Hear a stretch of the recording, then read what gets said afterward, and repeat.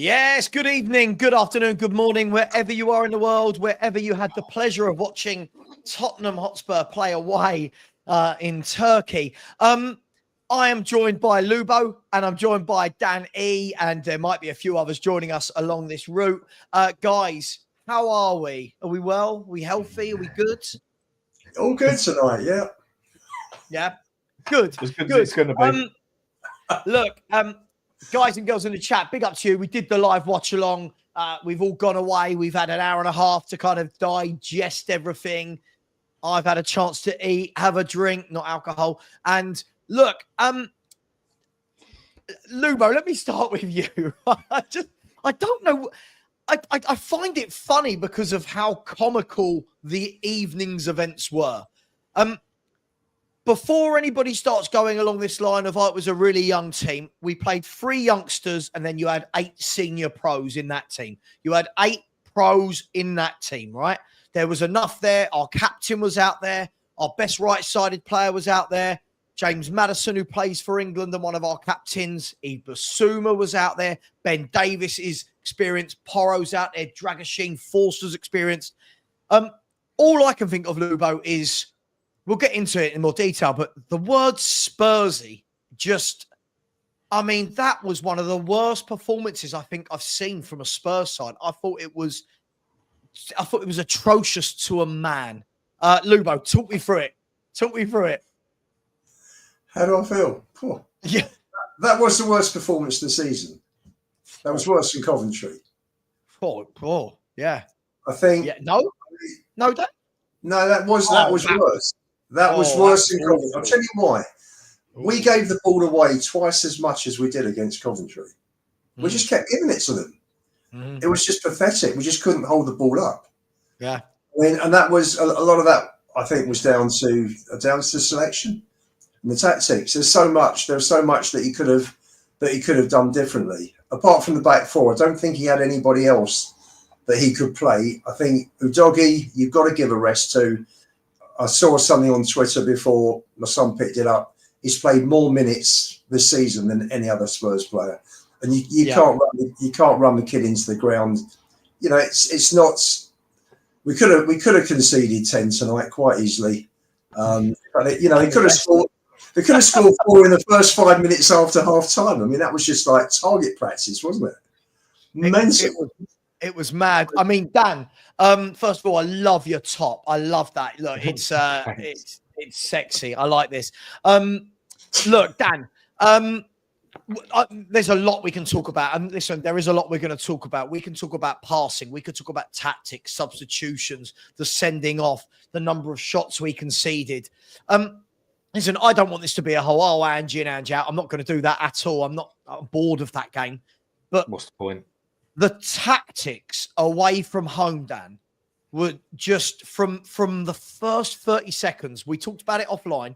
The first 30 seconds when you saw the Galatasaray midfielder or the centre-back played it over the top for Osman, and you went, yep, they've got Angie's number. And it didn't change. We must be the only team, Dan, that go away to a ground like Galatasaray and go, you know what? Go on, run through us at will. It was mad. Look, just on what Ian said quickly, and basically you agree, I don't think that was worse than Coventry. Reason I'll give for that is at least you can say we went and played against a strong European club with some very good finishers and midfielders, and Sanchez had a banging game as well. Coventry, we went against a struggling championship team and nearly got our arse fried. So personal for me, I would say the Coventry game was worse, even though we won it. At least this one, we went against a good team. But that was atrocious. We were talking on my show yesterday, me, Ian and Dietrich, about what are the youthies going to start on that? Should he start them and everything? I was quite surprised he started Lancashire. Didn't think it was the worst idea. But it was boys against men, totally. And like you said, from the first minute, straight over the top, I sat back, nudged Beth and just went, he's on it, mate. They know. Yeah, they know what to do. With the team we had, and this is where I'm finding things frustrating now, Ange has showed that he can adapt a system in a game. He's done it 2 games on the trot now with Villa. He also done it at West Ham, 3 games. He done it at City, knowing when to sit back a bit more. Even though City, I think it was more the pressure and no option. Yeah. At half-time, I thought he made good subs. I thought he made intelligent subs. He done the right thing. I mean, Bergvall should have been off in 20 minutes, in my opinion. And he didn't change the tactics. So if you're going to make the subs because you know it ain't working now, and then you can still see you're getting absolutely fried on there, change your tactics. Otherwise, it makes the subs irrelevant to me. Yeah. And the players were just as much crap as, for me, this weren't just Ange, this was the players, this was the whole system. I thought it was everything. Absolutely destroyed. And thing I is, felt Dan, sorry for Archie Gray. I'm sure we'll come to that one. We'll get to that. We'll get to the individuals in a bit. But guys, the key thing for me is, like you said there, people can say in the chat again. I know, like Jordan likes to look at the positive of everything. Just because it was a free hit, so to speak, because we won 3 games, does not excuse what we just watched. I said before the game, Lubo, if we lose, right? But put in a shift, be in the game. Do you know what I mean? Go out there, show us what we're made of. Show that we're not a Jekkyl Hyde team. Show that this isn't just we're good at home and shit away. And from the first 10, 15 minutes, I mean, the chances that Galatasaray had, and Ange didn't change it. Like a top manager goes after 20 minutes, we're changing that. Then at half time, you think you've got to change that. You've got to change that.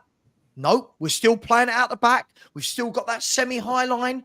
Still letting Ottoman and Icardi running behind Gray and Davis and Dragasink. Yeah, it doesn't change anything, Lubo. It's madness. It was too. Listen, he played tactically. He played it right the last 2 games. They were 2 tough games. City and Villa took a lot out of the players. Oh. You know, it also didn't help. You know, you had 2 tough games, and Galatasaray hadn't played for 10 days since Monday week ago. That's the way the cookie crumbles, my friend. If we want to be in Europe, that's right. You know? Correct. It's not. It's not an excuse for how they played. I don't know. There's so many different things to say about today's game. On a macro level, you're saving players' legs, which will help later in the season. I don't think it's a disaster result-wise. I still think we'll qualify. Yeah, sure. Yeah, it was. I hate the word free hit because I hate losing in any match. But I think this was always going to be the hardest of our 8 games. And if you're looking at a, sorry, I'm right. This is. Do you not agree with that? That this is. No, sorry, I was laughing at the comment. I was laughing at the comment. Right. Andrew disaster. I was laughing at no. If we're going to lose one, you would expect it to be tonight, out of the 8. Sure, Lubo. My issue isn't that we lost, right? There are ways to lose a game of football. My issue is in that game, and again, depending on the app that you use, the average goals some of them are saying 28, some of them are saying 32. We had 30 shots on our goal, of which I think about half were on target. Like, that is what I expect if, I'm just going to pluck a team. If Charlton Athletic draw Man City away in the FA Cup, I expect to see 30 shots on target, right? 30 shots.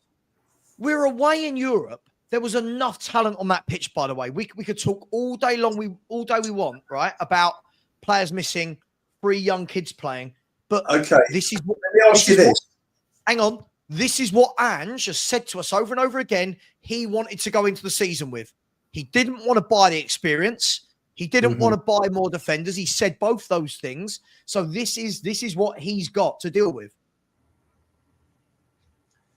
If you're playing them in a final in Bilbao in May, how many of the starting 11 start in Bilbao? Oh, mate, I don't know. It depends on injuries, suspensions, form. If everyone's available, How many of that team start in a final or a semi or a quarter? Which you're in at the deep end. Possibly five of them, depending on. But the thing, it's a squad game. We can't. That's right. Lubo, we've got to stop being this football club that talk about an 11, right? I don't see other. Chelsea have gone into Europe tonight and changed their entire 11. They've done it every game, right? They changed their 11. Clubs change players up. There were 8 senior pros on that pitch tonight and 3 kids. It's not that we lost, and I'm aware that if we played them in a final, Solanke's up front and Bentancur's playing and Van der Ven and Romero, if they're all fit. And the Doggy's in, and Vicario's in, and Kulu's in. They're 7. They're 7. It was so bad. It was so bad. The passing was falling. We lost the ball nearly 25 times, if I counted right, through just playing out the back. I mean, in the first 5 minutes, Forster, he had a very good last game for us. As soon as I see him with the ball trying to do that little pass across, I was just like, no, this ain't going to work. Yeah, but they don't change it. He kept passing it out, didn't he? And this is why I can't have no faith in this manager. His attitude, Dan, is these players have got to sort these problems out themselves. That's his attitude. Yeah, but it's not right, is it? Of course it's not right. Then you might as well put one of us as the bloody manager there. Yeah. Pick that team, which I think any one of us could do. You only need a bit of experience on Football Manager, for God's sake. It's not that bloody hard, or play FIFA. There you go, boys. Dan on TNT interview dressed like that. That's what I want to see. What went wrong tonight? Don't ask me. Don't ask me. I'm just from South London. Don't ask me. I'll go back to Jose hooking Dyer after 28 minutes against Olympiacos. 2-0 down we were. 1-4-2. Right. So let me ask you a question. Let's change it up a little bit. Let me ask the question. Depending on who you ask, depends whether people think it was really good to play all the youngsters tonight, and a game like that is good for them moving forward to learn from. I completely disagree that Bergvall and Gray, especially, Lancashire's slightly different because as a centre forward, you're not really in the game, right? That's not down to Lancashire. He did his bit. He got his goal. He worked hard. But Bergvall and Gray, who are in the thick of things, both had atrocious evenings. And again, for me, one in his position, which makes it worse. The other one I feel very sorry for. I don't see how that game for Gray and Bergvall does any good for their confidence or anything to help them learn and grow as footballers. I don't know what they possibly gained from tonight. I was worried about us bringing in the youth players for this one. I can understand why. And it wasn't be all end all that we lost, yeah? But that's definitely going to knock a few people off their high horse a little bit.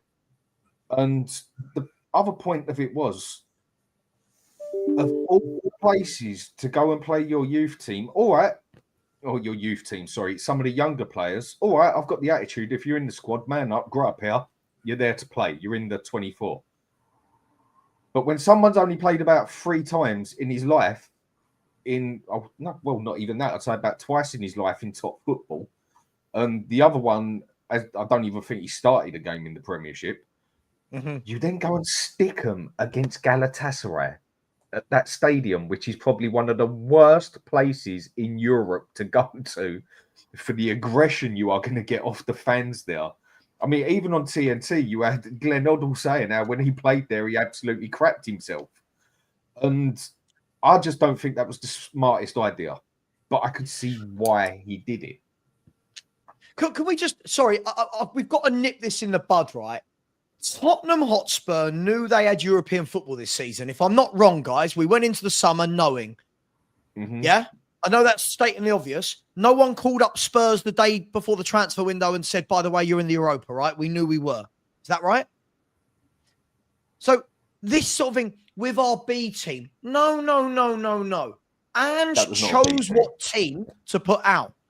These excuses have to stop, right? Before the game, I saw it's going to be 2-2. I predicted 2-2. We're going to win 2-1. We can win this 3-1. Galatasaray. By the way, this is a Galatasaray team that concede goals for fun. Let's make that very clear, right? They concede goals for fun. This is a Galatasaray team that in their midfield, if we're going to talk about this, and I'm going to go in here. Sorry, guys. I'm going in. I'm so sick of this nonsense. Just come out. People like the Hitman, just come out and say it was shit. It's absolutely fine to say it was shit. Why are you so scared of being honest, right? If I turn around and said to you guys, right? If I turn around and said to you, right, you can either have Galatasaray's central midfield of Gabriel Sara, who signed from Norwich, and Lucas Torreira, who used to play for Arsenal years ago, or you can have Bissouma and Madison. Please be honest with me. On paper, before the game, which two are you picking?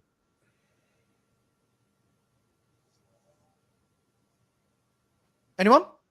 You're on mute, Dan. You're on mute. No. Who are you picking? Sorry. I'm going with Kulu. I'm going with Kulu and Sar in the middle, or Kulu and Bentancur or something. No, that's not what I asked. That's not what I asked. No, from Madison. From the players that played today. If I had said before the game, our fans would go, "Oh my God, Madison and Bissouma." If I said, "Who you having at the back?" I mean, I've never heard of the other two, to be honest. I didn't hear of the guy when he was at Norwich. Right. So if I said to you guys, who are we having at the back? Deadwood, Davinson Sanchez, who played for Galatasaray, or the player we cheered when we beat Bayern Munich to his signing, Radu Dragusin? Well, yeah, Dragusin. Right.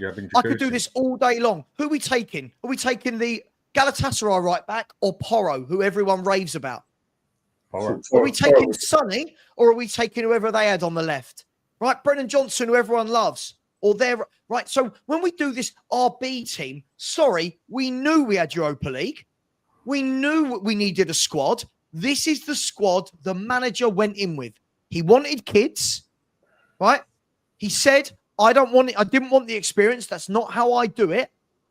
And now when we then lose a game, it's everyone else's fault other than the manager. Why can't we just turn around and say he fucked up? Why? Why can't we just say it? He got the tactics wrong. He got the team selection wrong. Why are we not allowed to be honest about this? If we give him praise for Villa, which we did, why is he then not allowed to be critiqued for this game?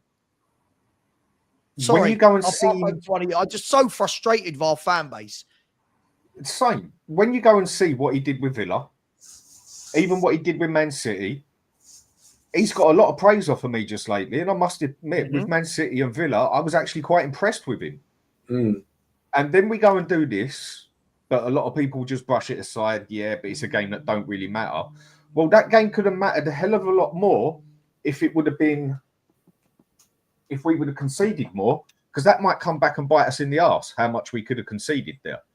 And if you're going to take this competition seriously, I get that we start a relatively, if you want to call it a B team, whatever they want to call it, against a team called Carrier Bag.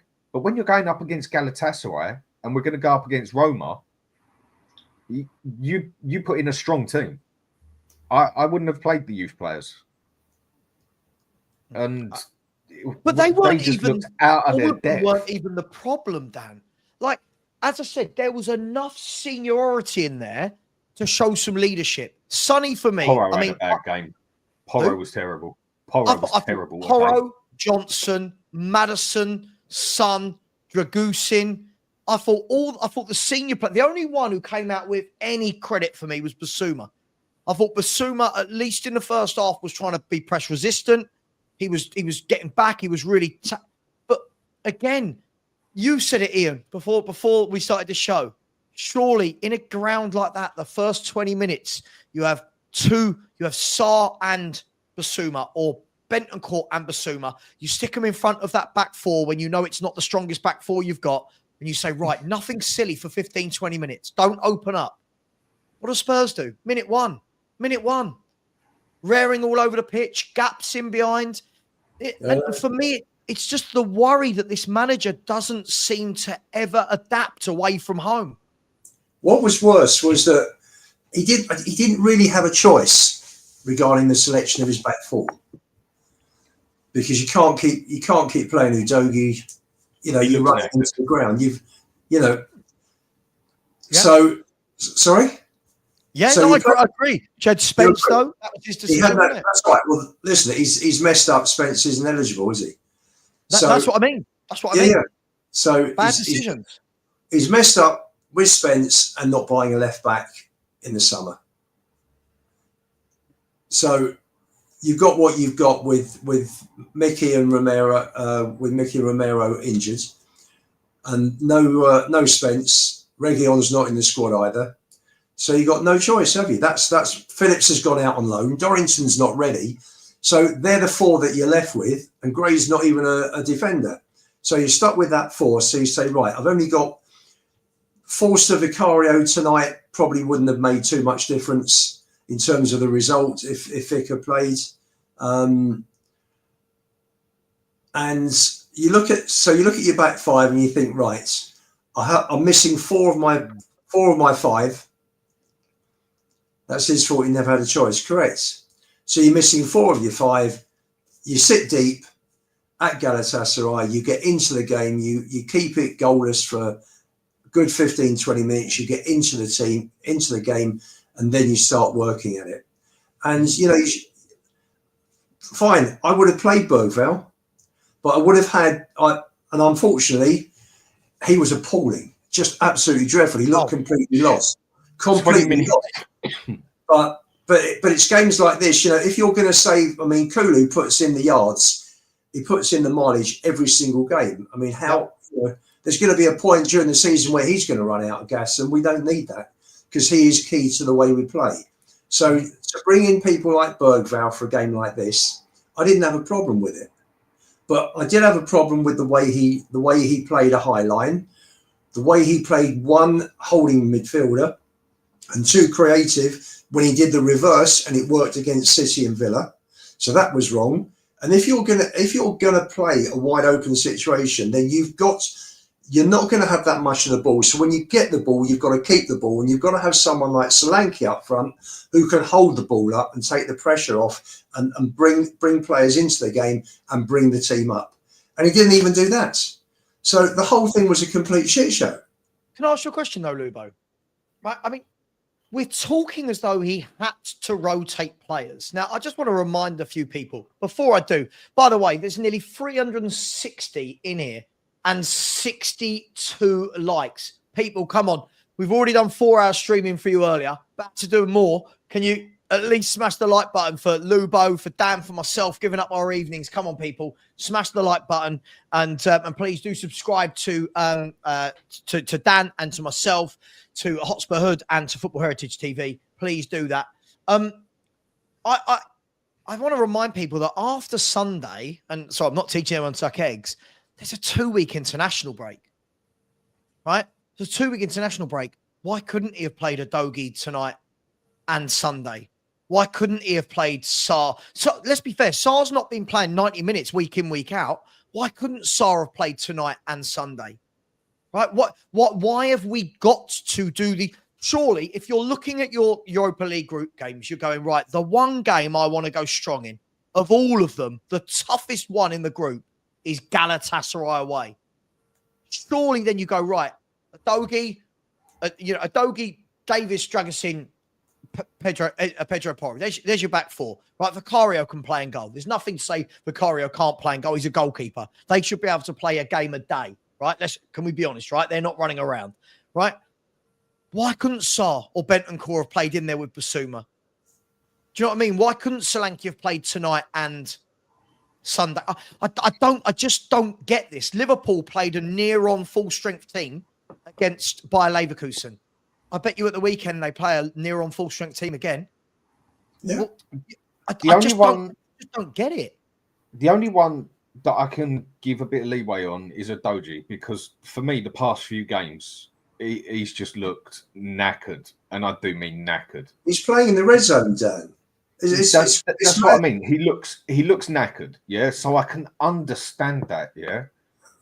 But when you've only also got the option of Archie Gray, you know what? Maybe leave Udogie out for Ipswich, because we are at home with them as well, and we should be beating them. Right. You know, I mean, if we'd have won that game today and then at least got a draw on our next game, we're pretty much through. But that's just put a lot of pressure on us as well. Because again, I think we were lucky today that Galatasaray weren't on form with finishing, because they really weren't, especially considering who they had on the pitch. They could have easily won that 7-2, 8-2. I mean, he makes a good point, Lubo, right? Like, at the weekend, we're playing an Ipswich team that, by the way, have not won a game this season. At home. At home, we're going to batter them. I've got no doubt about that. I've got no doubt in my mind we'll batter them. This sort of game will be forgotten and it will be, we're brilliant and we're winning the league again. Right? For me, Dan's right. Why couldn't you have said, Adogi, I want you for this game at the weekend? Do you know what? At the weekend, Ben Davies can go left back or whatever you want to do, right? Ben Davies can go left back or Jed Spence can go left back. But we don't do any of it. We literally, it's almost like Archie Gray. I feel for him. I've gone from not rating him to feeling so sorry for this kid that we're now sort of going, right, any defensive hole that needs to be plugged, Archie Gray can do it. And it's not him. It's not him. He's really not a defender. He's not. I feel for him so much. But what we can't keep doing is, if we're going to give the praise when we win, when we lose, we have got to be able to critique. And that, for me, make it a difficult game. Do you know what I mean? Make it difficult. Do not let Victor Osimhen, one of the best strikers in the world, right, have that many clear cut. The first half, do you see how many times did he get behind us? 4, 5? One was offside. He weren't even on form. Yeah, that's my point, Dan. One was offside. He missed one where he didn't open up his body shape properly. He scored 2. He had a header that he blazed over the bar. One was saved really well by Forster in the second. Like, you know, just keep it simple. Go back to basics. This gung-ho football when you're away to Galatasaray is just mad. Look, yeah, but Donna Sam, it's not. Listen, dude, it's not your team. When you're saying it's not that big of a deal, it's not your team. It's not that we lost, mate. It's the performance was utter shite. 30 shots. Sorry, Dan. That's right. It's just that first goal. It was what it was, as far as I'm concerned. Yeah, nobody's saving that. Class. And the way he hit that, considering the ball bounced as well, that has got to be one of the best goals I've seen in a very, very long time. The way he connected with that and everything, excellent goal. No one stood a chance. Right. They're on us. It's going down. They're doubling up on Archie Gray. It's going over the top, down the middle. We're all over the place. If I'm that manager, I'm clapping my hands and saying, right, shut up shop. We've gone 1-0 down. Shut up shop for 15 minutes. If they come at us, whatever, we go for a counter-attack. Like it works with City, like it works with Villa. But right now, for the next 15 minutes, shut up. Yeah, shut up the shop. Yep, and then open it up and start going if we can get some control of the game. Because that first goal totally knocked us off our feet. And then we was just all over the place even more. And again, I don't even think their strike force was on form today. Icardi's better than that all day long. And I think we've been quite lucky in Europe. Nearly every team we've played hasn't exactly been good at finishing. And again, I know they scored 3 today, but I honestly don't think they was on form. Dan, can I just say, sorry, I think people aren't listening in the chat, right? By the way, I'm not saying Spurs aren't going to qualify. I think I made that really clear at the beginning. I fully expect to qualify in the top 8. It's the performance. We talk every week, right, guys? You'll back me up. Every week we talk about consistency, rhythm, right? Getting some momentum. So you think it's okay, go away to Galatasaray. It's going to be a tough game. Start up shop, be difficult to beat, put in a good performance. Then when we don't, people go, it didn't matter anyway. Well, the result might not matter, but what it did show was all those people that were going, this is a youth project. Yeah, we liked the summer transfer window. That just highlighted to me just how shit our summer transfer window was. that for me, I'm sorry, I'm going to say it. Bergvall and Gray have to go out on loan. For me, in January, he's got to buy 2 senior pros, right? And go on like sorry, look, Donna Sam, look, sorry, mate, you haven't been on my channel for ages. Don't then come here and start chatting shit to me. If you beat Ipswich at the weekend and Chelsea blah blah blah, so grand scheme of things, this doesn't matter that much. You're not listening. We said before the game we could lose. It's the performance. It shows how bad our squad is overall. We're not listening. It's not about the fact that we lost to Galatasaray. People don't listen. And if it doesn't matter, that should still be mattering to certain players who are not getting consistent game time and should be out there to give it their all. And every game should matter in that aspect because you want to be playing the next game. I mean, any other decent team, as soon as you screw up, you're looking over your shoulder for that person who's going to take your place. It was just, I agree with what you said. Okay, it's not the end of the world we lost today, but yeah, the way we lost that today, how the score was even 3-2. Embarrassing. 30 shots, Lubo. 30. Like, the amazing thing was after that battering, Spurs came back well with 10 men, didn't they? I thought we played better with 10 men. Better with 10. And say we were good. I mean, Kulu's had the shot, hasn't he? He only had to hit the target, and it's 3-3. Hang on. Mikhail, if you want to come on, let me know. Do you want to come on? Have either of you got Mikhail's number? Yeah, I'll send him a link. You want to send him the link if he wants to come on? Yeah, mate. No problem. I just need people to understand, right, guys, that it's not that we've lost. It's not like I'm going, oh, my God, we are not going to qualify. Of course we're going to qualify. The problem is it goes to show that all these people that, remember, Dan, we were told at the beginning of the season, right? That we were told at the beginning of the season, we've got a stronger squad than last year. We've got rid of all the Deadwood. From what I saw tonight, there's a lot of Deadwood at this football club. I thought it was atrocious. I could have done with a Højbjerg as a defensive midfielder today. And that's going some. Oh, mate. It doesn't look stronger. The squad does not look stronger as a whole when it gets to the point that I hate to keep mentioning his name, but we have to play Archie Gray as a right back, a left back, and then at one point you was even confused at the start. Is he actually going to start centre back and put Davis on the left back? No, I think he was always going to play.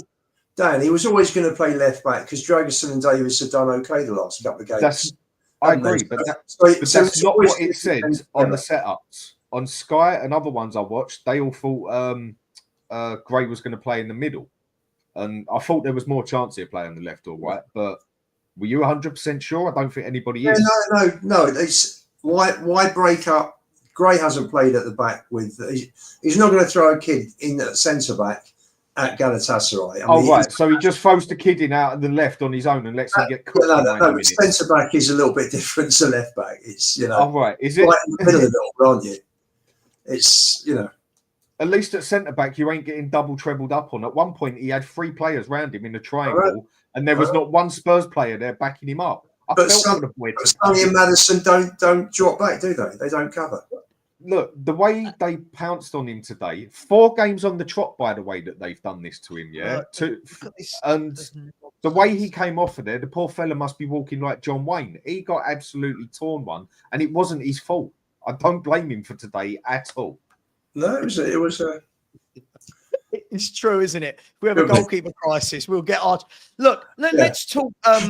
Let's go through. We'll start with goalkeeper, then we'll go to defence because I know I don't want to give Mikhail the satisfaction of coming on here straight away and digging me out for something. But welcome, Mikhail. It's always nice to see you. And it looks like you've had a nice little. Looks like you've had a nice little trim there. Yeah, so, fresh off the barbers today, so looking sexy. Let's start with guys. Let's start with. I thought he had a really mixed game, Forster. I thought he did some absolutely calamitous things, and then pulled out loads of top saves.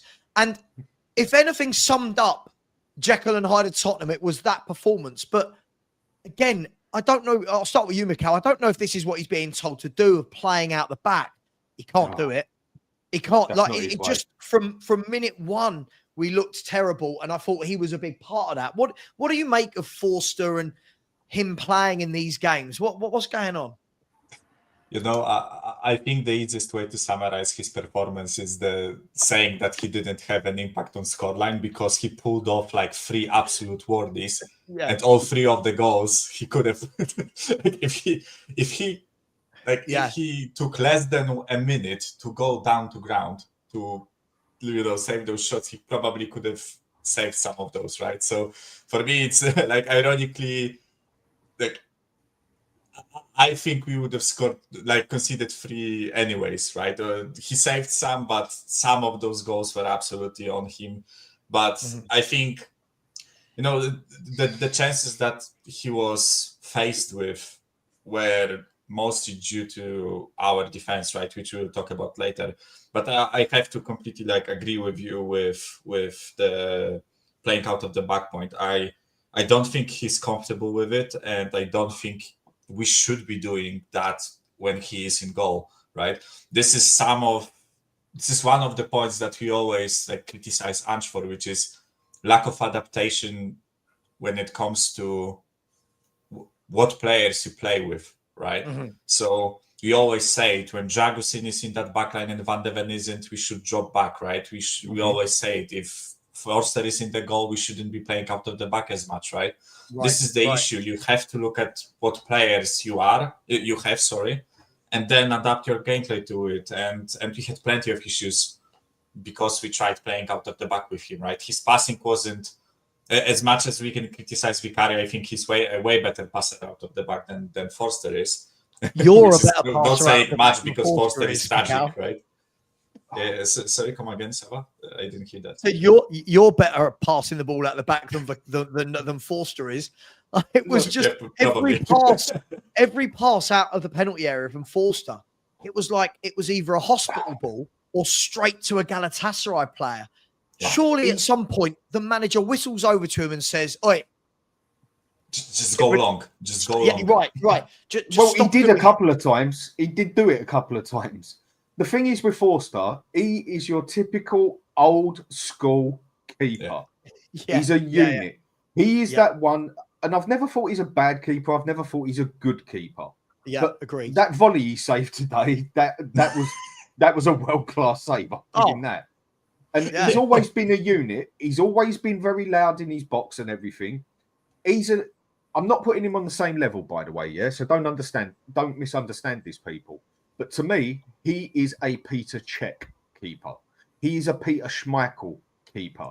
He's an Oliver Kahn type of keeper. He's a Buffon type of keeper. Stay on your line.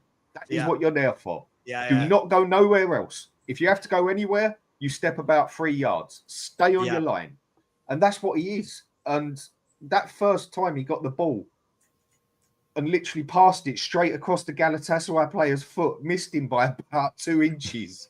I was like, yeah, mate, this ain't working. He's not that goalkeeper. Yeah. I mean, look, just quickly, just before I bring Lubo in, first and foremost, big up to Bella, who's gifted away 5 Football Heritage TV memberships. Apologies, it took me so long to get to this comment. Big up to you, Bella. Thank you so much. I think you're the only Australian in the world that likes me. So thank you very much. And I apologize to the whole country of Australia. Thank you very much, Bella. It was funny because this week, as I said, I got told by somebody that the reason I don't rate Ange is because of his nationality. And I just want to let you know that Ange and my dad were both born in the same country. So it's quite interesting because that makes me half that country. So I'm the same as Ange. But never mind me hating myself. And the Assassinator has said, what do we do in matters? He looked lost out there. The Assassinator, I'm going to come back to this comment. I'm not ignoring it. We'll come back to this when we get to the midfield. I'll bring this back up. Lubo, Forster. I mean, he almost through no fault of his own, he had to make that many saves. And he made some great saves. That volley at him, the one low down with his foot. But again, it's the Jekkyl and Hyde nature that for everything brilliant Forster did, he did something equally as shit. And I want to ask you, Lubo, why is Forster playing in this game? If we don't want to play Vicario, why are we not giving Austin or Whiteman like, surely this guy can't be the future of anything. What are we doing? I would have played Vicario tonight. Yeah. Personally. Me too. Yeah. Purely because of where we're playing and purely also because of the back four that we've got. You know, you're missing your main two centre backs. Doggy's out as well. You know, for me, I'd have played Vicario. He wouldn't have got anywhere near the first goal. Would he have got near the second and third? I don't know. But he probably would have been a much more calming influence at the back. I don't know. To me, tonight was a lot more than the keeper. It wasn't, you know, it was much more than whether it was Forster or Vicario or even Austin. Oh yeah, for sure. I'm not. Listen, I'm not putting this defeat on him. I'm just starting with the goalkeeper and moving to the back four. For me, I'd give him a solid 7 tonight. I thought that the sheer volume of saves he made, I can almost forgive a couple of the bad passes because that's not his game. But he's just like a big tree, isn't it? I feel like I could get down and save shots quicker than him, and I'm 42. Do you know what I mean? And I can't get down at all. But let's go on. Go on, Mikhail. I think Boxing Kangaroo put it well, right? I think there is something in his contract, like a clause in his contract that he has to play a certain amount of games or something. I know it sounds stupid, but the more I look at it, the less I find reasons for him to play and not giving chances to Austin or Whiteman, right? It's not like they are 19 or something. They are 25, both of them. So I think it's time for them, if we ever plan to use them, I think it's time for them to be used, right? That's besides the point that I think Vicario should be playing in a game like this. I seriously, like, rotating keepers for the sake of rotating keepers has always been a dumb idea to me. And I feel like, especially in a game like this where you face one of the strongest oppositions you are going to face in that group stage, you should be playing your strongest keeper, right? And I don't know what I. He's not exactly troubled for choices of keepers, is he? Yeah. I mean, he's taken what, he 40 euros? 4 in the squad. I know. He put 4 in the squad instead of taking Spence. Listen, I'm not saying Spence is the answer to all the problems, but he took 4. Right? He could answer a few. Well, let's talk about it, guys. The back 4 today. Now, here's the funny thing for me. Porro is our number 1 right back. We'll come to that in a minute. Davis and Dragoshin have been getting praise for Man City, for Villa, right? And then, obviously, the conundrum is going to be Archie Gray. What do we make of the back 4? Why were Dragoshin and Davis so good in the last half an hour against Villa, against City?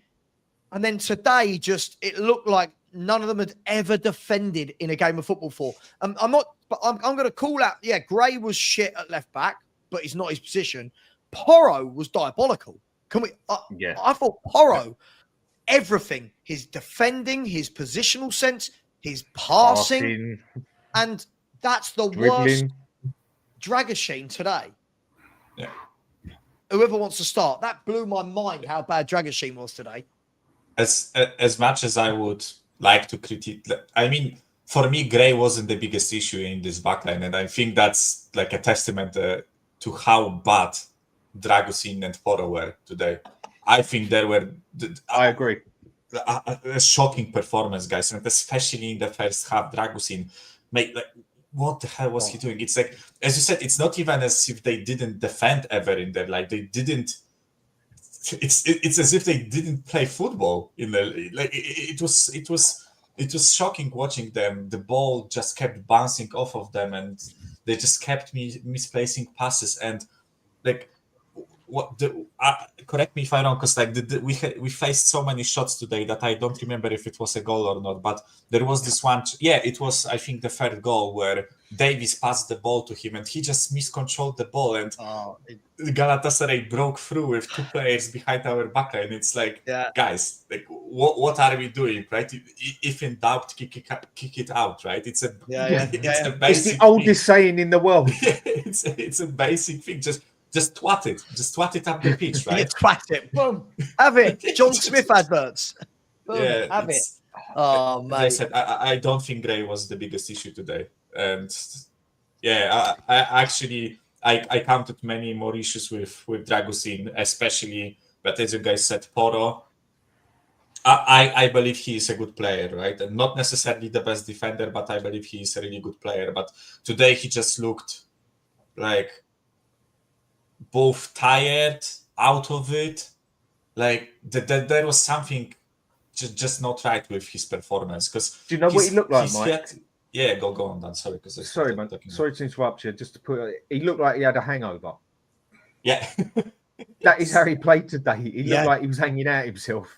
That is what he looked like today. He was on the pitch last night. So let me ask you then. I'll start Dan and Lubo. Let me ask you then. For how bad the two centre backs were today, it didn't help. I'm going to give them a tiny bit of leeway here. Right, the same way I'm saying I thought Gray was shit. I'm going to give him massive leeway because he's not a fullback.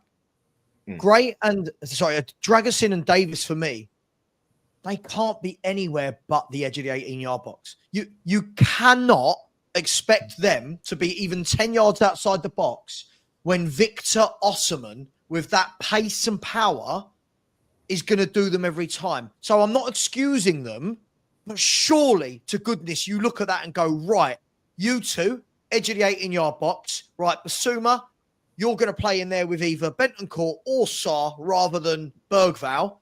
And we're going to keep it tight. Don't let Osimhen through. Dan? The other thing I think that really cooked the team today is not many people are used to playing against two strikers. Mm-hmm. That's an old school way. That's not a normal way to do it anymore. Yeah? And when you've got one coming at you, that's one thing. But when you've got two of them coming at you and you've got players like Dragusin and bloody Davis in the middle, and it's all over the place like a shipwreck, basically. That was worse than Titanic, for God's sake. And you got two strikers coming at you, also with an attacking midfield central that can play as a striker that likes to steam through almost three at you. Again, I'll put that one on Ange. He should have sat there and thought as well, two strikers. We have a problem with one and two wingers usually. These are going to cause us trouble. Right. Sit back. And the fact that Davis and Dragusin cannot turn and run, Dragusin at going forward is all right, usually. For me, the manager should have read that as well and surely put two DMs in there or two people to come back as such a lot more and played a lot lower. Because everything was written in that game that defense was going to find it hard, especially against two strikers. And that, for me, is a manager's job of what I keep saying. You have to adapt game by game. You know, it's two strikers. Well, they're not used to it. But if you consider, it's very simple. City and Villa, Dragusin played, I think, the whole game, didn't he, on Sunday? And he did he play the whole game the week before? Maybe. I can't remember the week before. He played the whole game against City and against Villa. Yes, he had to. Right? Yeah, he did. Yeah, he ended it with Davis, didn't he? Yeah. We played with two holding midfield players in both. We played a lower line, a lower block in both. Right. And it helped Dragusin and Davis, and that helped their game because they had more protection. They had no protection today. You couldn't. I felt sorry for Basuma. I mean, Madison and Bergvall were doing nothing. It was wave after wave pouring through, and poor Basuma's up against three of them pouring through on it.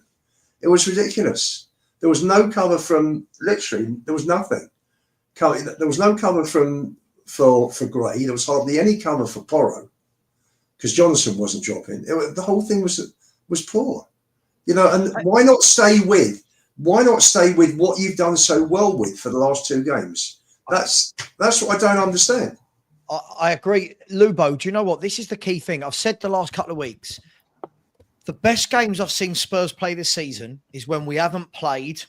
Again, I have to apologise every time I say it because I make myself cringe. Ange ball. When we don't play Ange ball, I think we look better. We have two holders. I don't want to say holders, but you have a proper. Remember when we used to just use bleh, bleh. We used to just call them a midfield. We had a proper midfield, two midfielders in there with the one then in front of them who can go and do all the creative and the fun stuff. Right? We're going to Galatasaray. They're not mugs. Yeah, I'm not saying they're the greatest team in the world, but they're no mugs. Surely you do the same formula. Now, when you play Ipswich at home, no offense. Okay, you might be able to get away with just Bentancur on his own and Madison Kulu type thing. But again, I just think it shows as a manager his complete lack of awareness away from home that you can't be that open. And when people keep saying, Lubo, that it's Ange's way or no way, that way isn't going to win you tournaments. You can't. Yes, our best team wasn't out, but the gaps and the spaces would have still been there. And the formation they played is, if I'm not wrong, is what Dan has been saying, and I've been saying after Dan. I copied Dan a bit. That's what I want to see Spurs do. That's what I want to see Spurs do, with the three at the back, the four-man midfield, then the Madison in a hole, feeding Son and Solanke. But I just think managers are watching this and thinking, at home, we can do Spurs. At home, we can get at their weaknesses, Lubo. And again, I know we had this big debate on Sunday about away form, but he's getting it all sorts of wrong away from home. All sorts of wrong. Yeah. So two points I want to follow up on, right? I think one of the points is that double number 10 thing we did today with Bergvall and Madison. I think I personally think it's again, it's a criticism I can give him, right? Which is, I think he has that false sense of this works when I play with Kulusevski and Madison, so it will work when I play with Bergvall and Madison, right?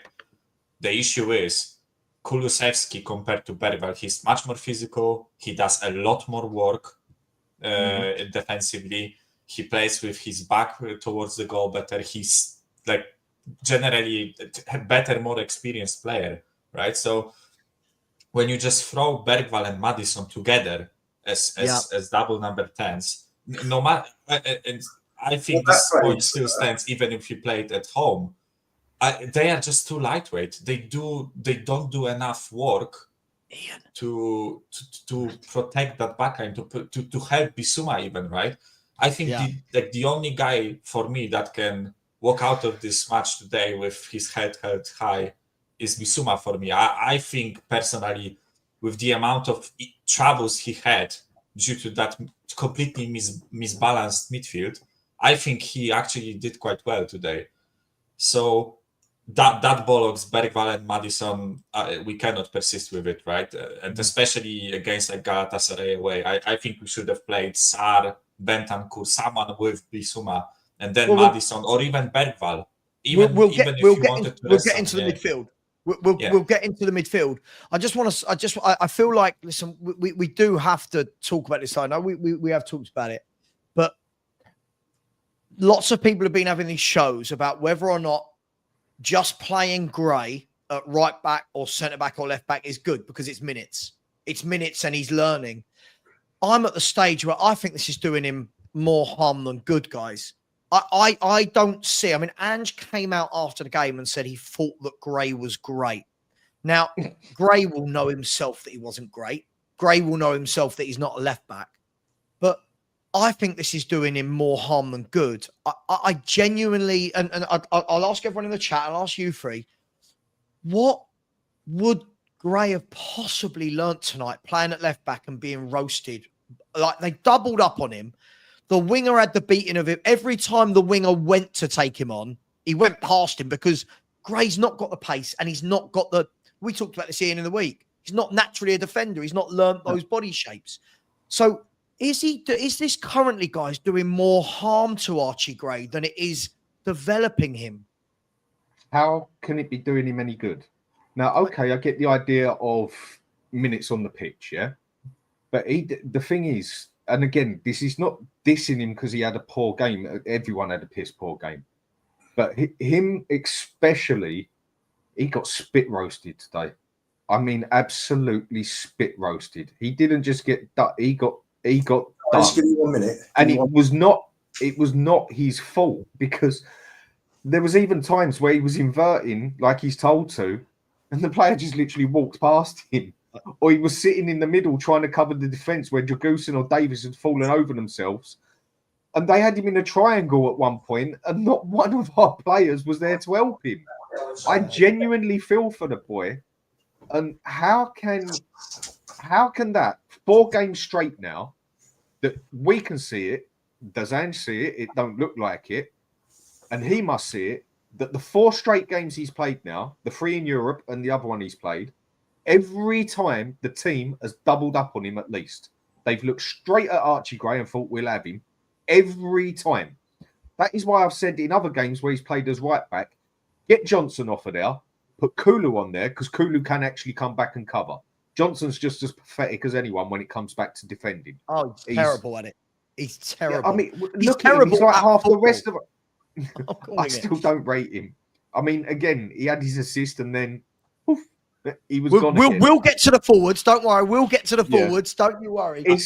But how can this be giving him any sort of confidence, knowing that every team is focusing him because he is a weak spot on that pitch, because he's in the wrong bloody position with lack of experience, getting run down into the ground nearly every match he plays with 1 or 2 things he gets right, and not even getting played in his position when he costs 40 million quid. Surely all this has got to be going through his head, or is he a Terminator? Is he a robot? I don't know. But surely I can't see him as a Terminator. He looks very. Again, I'm not knocking him. He's 18 and looks it, if you know what I mean. You know, sometimes you get those. I'm talking about mentally. That's what I'm saying. I'm saying when you look at him, he looks bamboozled. I see him scanning the pitch, and he's almost like, I feel like he's not saying it, but looking around to say, "Can someone help me?" Like, this isn't my job. Like, stop. You know, Sonny came back after. I think the first time I saw Sonny come back and help was like in the 40th minute or something. He just looks a timid young kid that needs to go and play in his position. Give him a loan in January, please, to develop this kid. Or I've gone from really berating him to genuinely thinking that Angie's killing him. Like, it's straight from the heart, isn't it? Literally. Yeah. Because I'm the same as well. I've seen him actually pull off a couple of good passes. I've seen him take it round a man. That pass he done today was good. But great. As soon as he looked like he got to the halfway line, he sparked up a little bit. Yeah. But that's his position. Dan, one important thing, right? And you all mentioned it, the comments mentioned it, right? That pass today, that's a midfielder's pass, if I ever seen one. And it was done when he was inverted into the midfield, playing where he should be playing, right? If he is a midfielder, then that looked for me like a midfielder's pass, right? Like a deep line playmaker, however you want to whatever like modern term you want to use it, right? But that looked like a pass from a midfielder playing deep, spotting a run by Johnson and just laying it, behind the defense. It was a really good pass, right? But again, for me, it's a pass that he should be given a chance natural to do, in his natural position, not playing as a left back, as a right back, right? And I am in the same place as you guys, right? Maybe not as harsh, if I can call it that, right? But I also think he's not performing well playing left back and right back. But that's not his issue. That's not because he's a trash player. That's because it's not natural for him, and we keep forcing him there. And I think I mentioned it once, right? We have like 6 or 7 midfielders that are over him in the pecking order, right? So why are we like suffocating his development, keeping him at the club? We have to keep him now because our squad is really small and we just need the numbers, right? And he can do a job as a right back or a left back, right? It's not a good job, but he can play there. I would rather see him there than, I don't know, Johnson or someone else, right? But it's still not natural for him. And for me, he should have been at our club if he could get chances playing in the midfield, or he should be on loan now and come back when he can get a chance in the midfield, right? Again, it's nothing against the kid. I actually like him. I see certain things where I'm like, maybe you can do a job as a 6 or as an 8, but we don't even get a chance to see that, right? We don't even get a chance to experience if he actually can perform in that position, right? Are you surprised, Mikal, then, that when buying him from Leeds, that there wasn't a, listen, we're buying him this year, keep him.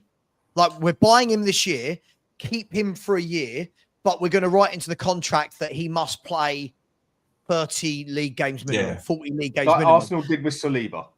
Right, yeah. Like, that for me, now don't get me wrong, nothing for me will justify paying £40 million for a teenager that's played in the Championship. But at least if you're going to do it, you turn around and say, right, we're going to leave you at Leeds because Leeds are going to be, they're going to be fighting for the title come the end of the season or definitely in the playoffs, that sort of thing.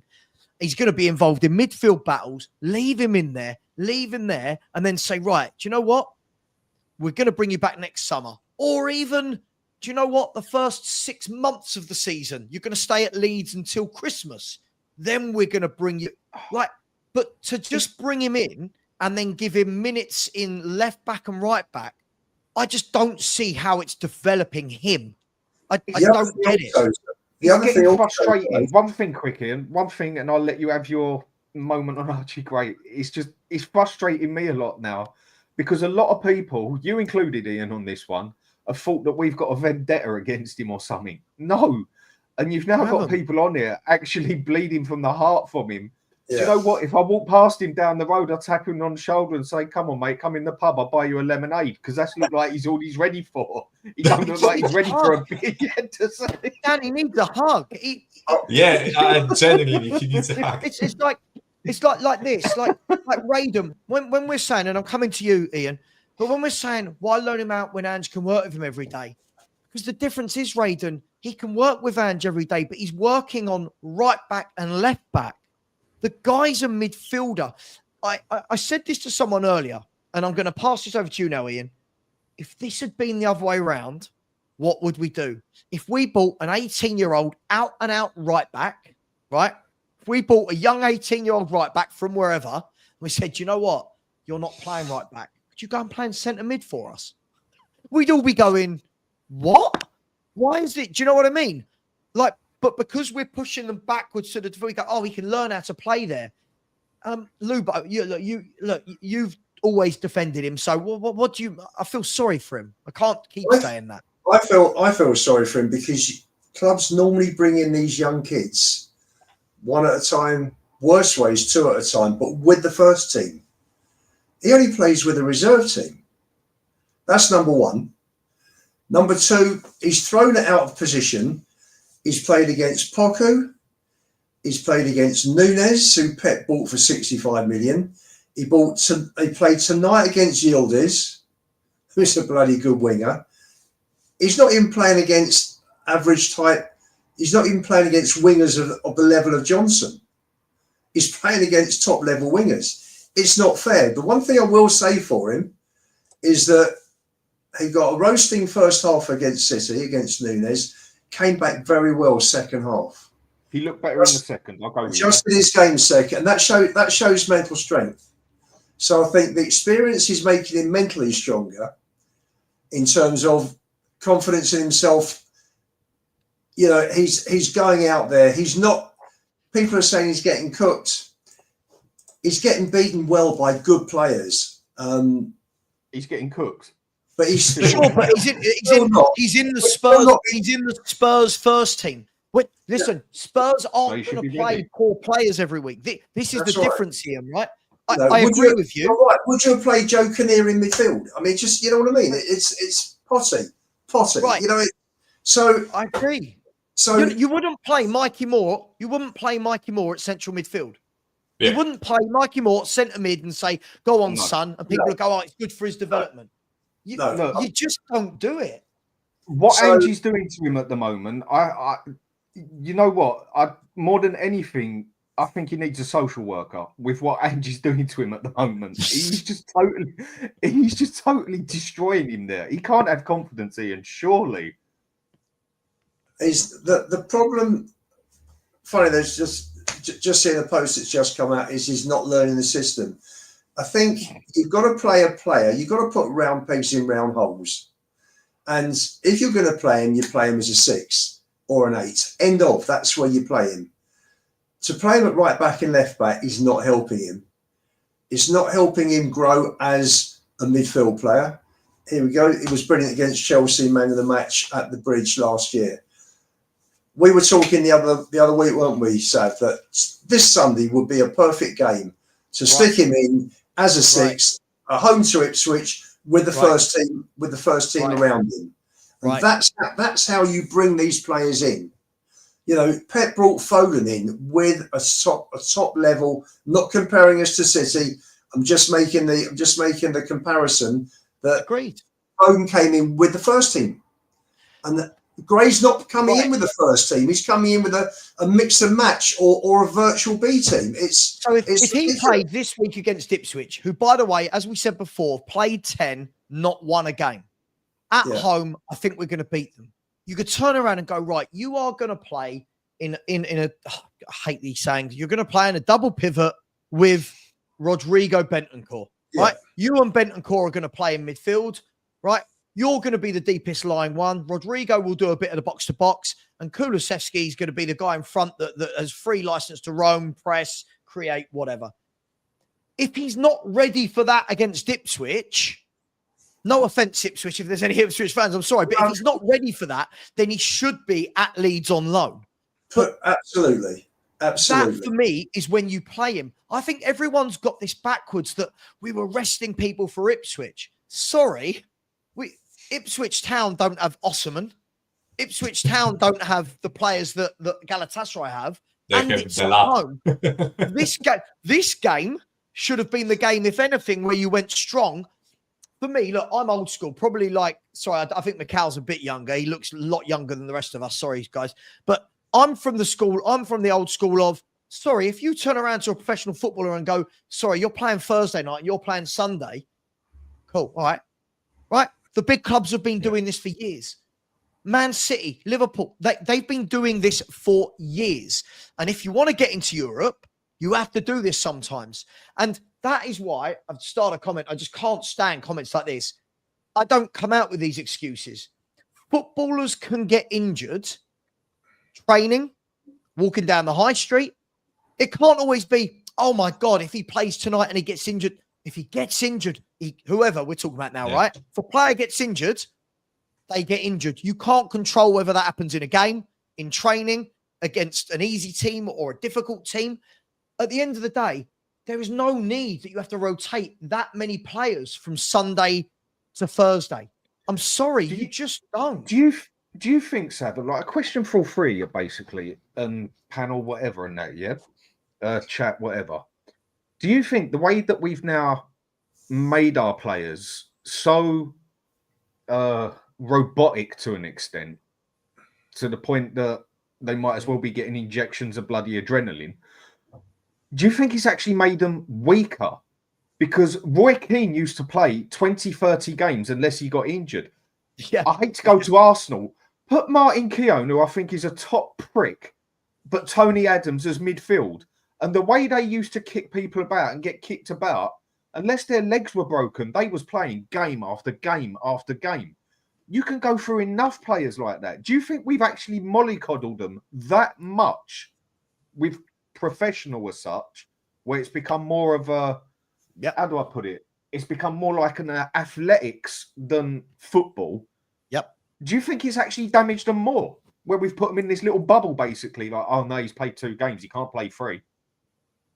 But guys, I've seen it somewhere. I think it was on Reddit or somewhere that somebody did the calculations of how many games players play now over a season in like top teams, Barca, Real Madrid, Arsenal, City, and all those teams, right? And how much they played in like 2000s, like from 2000 to 2005.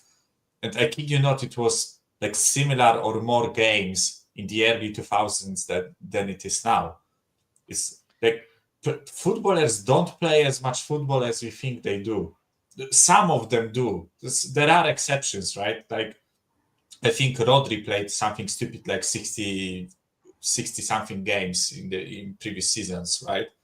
But that's one of. Most of them play around 30, 40, sometimes close to like 50 games.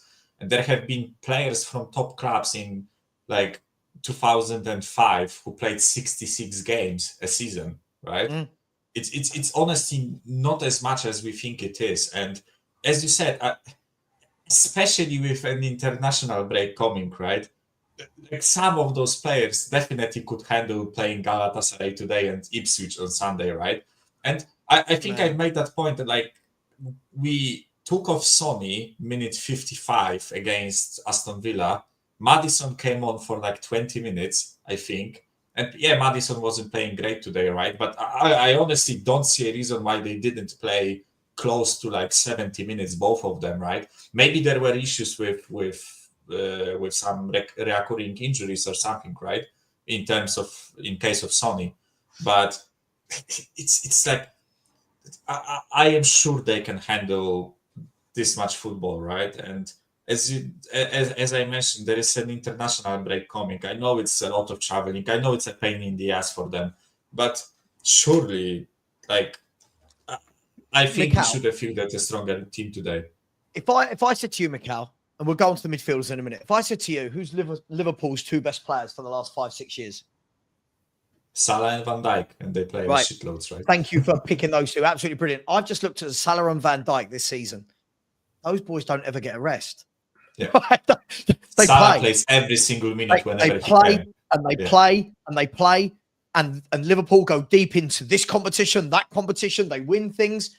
But with Spurs in November, right before an international break, we're going, oh, well, he had to not play today. Why? Bentancur and Sarr, for example, have been rotating. Why couldn't one of those two play today instead of Bergvall? Like, listen, I'm not saying at home or against Karabag or Ferencvaros. I'm all for it. But when you're going to Galatasaray, surely you go, right, let's shore it up. Let's shore it up here. And as I said, the only game Virgil van Dijk has not played in the last 1, 2, 3, 4, one game in the last 19 that Virgil van Dijk's not played. But Spurs, for some reason, we seem to need to rotate people Thursday to Sunday every week. Now, I'm not saying it's the same 11 week in, week out. But surely, with the amount of midfielders we've got, we don't need to be playing Bergvall in midfield in a game like this. Surely. I just find it crazy. So let's move to the midfield, guys. Just before we do, big up Jerome. Much love, dude. I hope you're well. Thank you so much for the super chat. Really, really do appreciate it. Has said, but Gray is a generational talent. Sorry, but he is still a kid, no matter how good people think he is. We had to rotate. I get it. But the team in the first half looked like they'd never played each other. Look, Jerome, I think the difficulty is no matter how much, it's not on Gray. For me, I think it's fans putting too much hype on him. Dan, we had this conversation so many times in the summer that we'd play really poor teams in friendlies and everyone would go, oh my God, Bergvall. Oh my God, Gray. Oh my God, Jamie Donnelly. Oh my God, Tyrese Hall. Friendlies. You get to these games where you're not playing QPR or Hearts now. You're not playing South Korean teams. You're now playing Galatasaray. You're now playing Man City, Aston Villa, Liverpool, Wolves, whoever it may be. And that's, for me, is the difference, Jerome, is that the generational thing is being put on him by our fans that have already coming out going, he's one of the top 5 young players in Europe. Based on what? Like, he should. It is what it is, but for me, he should be out on loan. Jerome, thank you very much. And then Jerome says, yes, I agree. Players are getting protected way too much. It's not just Spurs, but every other team. Players from the past were more robust than players now. Just a bit. Just massively. Yeah, I never remember this rotation back in the day. Squads weren't 25. You know, back in Ian's day. Sorry, Ian. They had one sub before. You know, one sub was the first thing, right? When subs were introduced, and if I'm not wrong, wasn't it John Gorman or Keith Peacock? One of those two was the first ever sub. Just a bit of pointless knowledge out there. But now you've got 9 substitutes, and for some reason, these squads are so big that every game you've got to try and find a way to give them game time. But thank you so much, Jerome. Anyone can start this off. Midfield today. I think, can I just, on that point, Sam, I think, go on. Yes, sure. Yes, players do get protected too much. If this was a Champions League game tonight, we'd have played our first team. No question about it. I do think that football today is so much faster than it was, you know, when I was playing in my 20s. So much quicker. Players are technically better in the main because of the speed that it's being played at. And what you've got now, rather than out and out footballers going back to the last century, you've got to be an athlete now to make it football. You've got to be an athlete. You've got to be fast, speed of thought. It is literally, I mean, majority of football that you see in the Premier League is two-touch. It's control and give the whole time. Yeah, no Mavericks. That's right. It was interesting listening to David Pleat last week at the Trust meeting. So I had a chat with him before he went on stage, and he was saying that he's seen Guardiola a Guardiola training session, and he puts the training ground into boxes, and you're not allowed to go from one box straight into the next box. You've always got to play on the diagonal, and you've always got to play to that player's best foot. So the player has a choice of a control or give, or swinging it first time. So you literally pass and move. You know, it's not control, pass and move. It's pass and move, and that's one of the secrets of why City is so good under Guardiola. And it is different. And you're on the move the whole time. You're giving options the whole time. You know, we sit and we watch Spurs struggle against a low block, and there should be 3 or 4 different options at least on every occasion when a player has the ball. And we don't. We struggle a bit. We don't have that many players. You know, if you watch City, they've got 4 or 5 players running off, giving that player on the pass, player on the ball, the opportunity to pass. And it's always, I was always taught, it's the man who's on the ball whose responsibility it is to make sure the pass gets from A to B. And that's fine. Nothing's changed. But the movement is so good with City, and it's so quick. And I think the speed of it all and being athletic is the difference between football today and football years ago. I'll go 50-50 with you on that one, yeah? 50-50. I do agree it is more of just athletics now than a lot of things. And that is why, if I'm going to be honest, I think football these days is pretty crap compared to what it was 20 years ago. Yeah. Compared to what you used to see. Yeah? Yeah. But call that me being 43, and I just see it different in that aspect. But back then, you still had a fast game to play when that ball got direct through the middle, or when someone like Figo put that ball over to the other side, and you had to get there to get it. But you also had the physicality of it as well, which to me weighs up more than what they have now. Because the way it is these days, if you go up to the player and kiss him on the cheek, he hits the floor like a sack of shit, like someone's just done his kneecaps with a double barrel shotgun. You know, it's nothing. Whereas back then, you get an elbow straight in the mouth. I've seen players 20, 25 years ago get their tooth come out, get straight back up and have it out, and then maybe look for his tooth later, and then still play a commanding game of football. Yeah. So I totally get what you're saying, but I would still say it was harder then because you had a lot more of everything on you. Whereas now, really, you just got to be able to run and tap the ball in the right position. Well, you play on pitches like snooker tables, don't you, today? Whereas in the old days, it was all mud. Well, look, let's talk about that then with robust players and somebody that's certainly not robust. I want to start in the midfield. Look, he went for a midfield today of Basuma, Bergvall and Madison, which it didn't work. It was terrible. And for me, I think you're asking two of those players to do things that aren't their game. This is just my take on it, and then I'll hand over to you guys for 5 minutes. My take on it is, I don't think our fans quite understand that James Madison is not a centre mid. James Madison has never been a centre mid. He is not built to be a centre mid. His game is not tackling. Sounds like a good word, actually. His game is not tackling and tracking back. His game is not getting stuck in and sit in front of the back four. This is the first manager that I've ever seen that's asking James Madison to do these things. James Madison, I'm not excusing him. I think he got it all wrong tonight. I thought Madison was shit tonight. James Madison is a number 10. He wants to be where Mertens was today.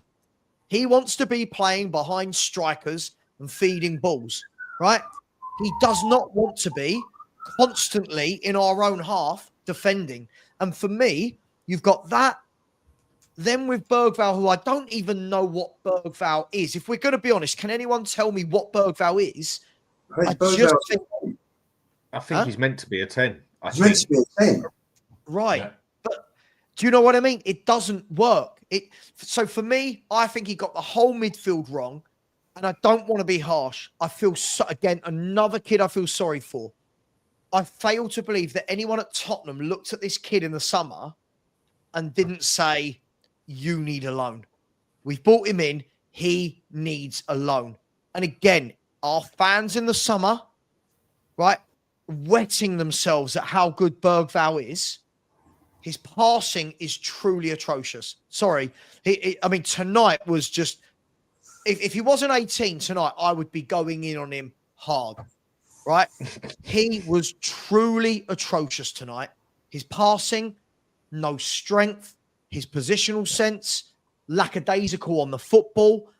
And unfortunately, I've not seen anything in any of the other games I've seen Bergvall play, which suggests to me that he should be at Tottenham Hotspur yet. So only 10 million or 12 million euros, whatever it was. Another one, though. He should be out on loan while we're buying players like Thuram and Locatelli. This guy should not be in our first team. I'm sorry. I feel for the kids, but he is not ready. I'll hand it over to you lot. I'm so sorry. I am. Yes, sorry. You're right in what you're saying. Go on, Mike. No, okay. Like, it's not like I want to be an echo chamber, but I will completely agree with what you said, Savva, right? Listen, if we had Bissouma and Sarr behind Bergvall today, like I mentioned earlier, right, and actually gave Bergvall license to just sit up there and try to do something, right? Just be expressive. You know, we are 18. Just try to do something, right? And I think it would have been a much different outlook on his performance. I mean, I think he would have performed better, right? The issue for me today was pairing him up with Madison, which not only doesn't work because both of them are too lightweight and they aren't physical enough and they don't do enough offensive work. They're not battlers. Yeah, they're not battlers. They're not, you don't want them in a war. Yeah, they aren't battlers, right? And not only that, but Bergvall's presence also hindered Madison today. And I don't want to make it like it was Bergvall's fault. It wasn't, right? It was the way we were set up by the coach, right? I think we have this, like our coaching staff has this like false image of Madison being that like number 8, like, you know, deep lying playmaker, spamming passes from deep end. That's not his game. Yeah. When I watched Madison at Leicester, the best that he was doing was that, you know, quick, intricate passes, a bit of dribbling, taking shots outside the box, like, you know, being involved in the final third, not doing the like middle of the pitch battle, as you said, right? And I think it can kind of work when Kulusevski is there because Kulusevski is a battler for me, right? He has the qualities of a number 10, but he also has qualities to put a tackle in, to fight for the ball, to play with his back towards the goal, right? He has those qualities, but not with Bergvall. I think this midfield was completely unbalanced, and on top of that, both of them being on the pitch hindered Bissouma massively. Bissouma was so isolated today because both of them have instinct to go forward, right? Which completely left Bissouma in like acres of space against 3 guys sometimes, right? He was getting outnumbered 3-1. So I think Ange got the midfield completely wrong today, and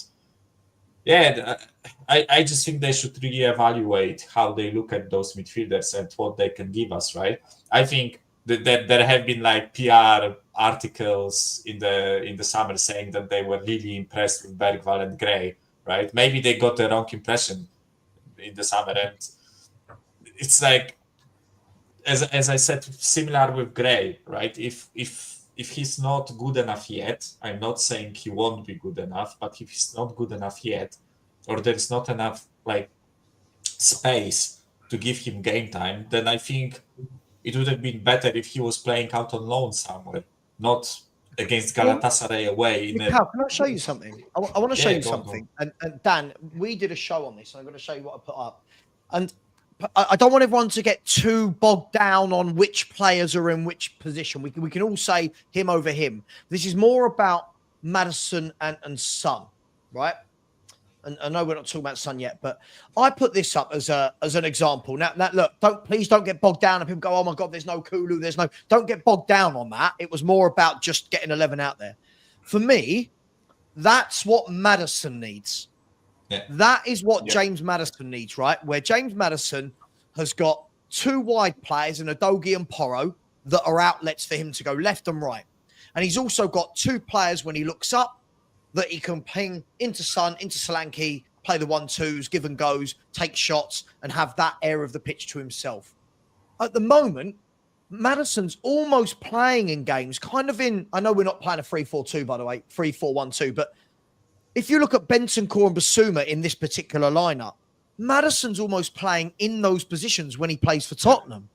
And listen, again, I'm not saying nothing can be put on Madison. Of course it can. And, you know, is his mentality right? Is he fragile and all of that?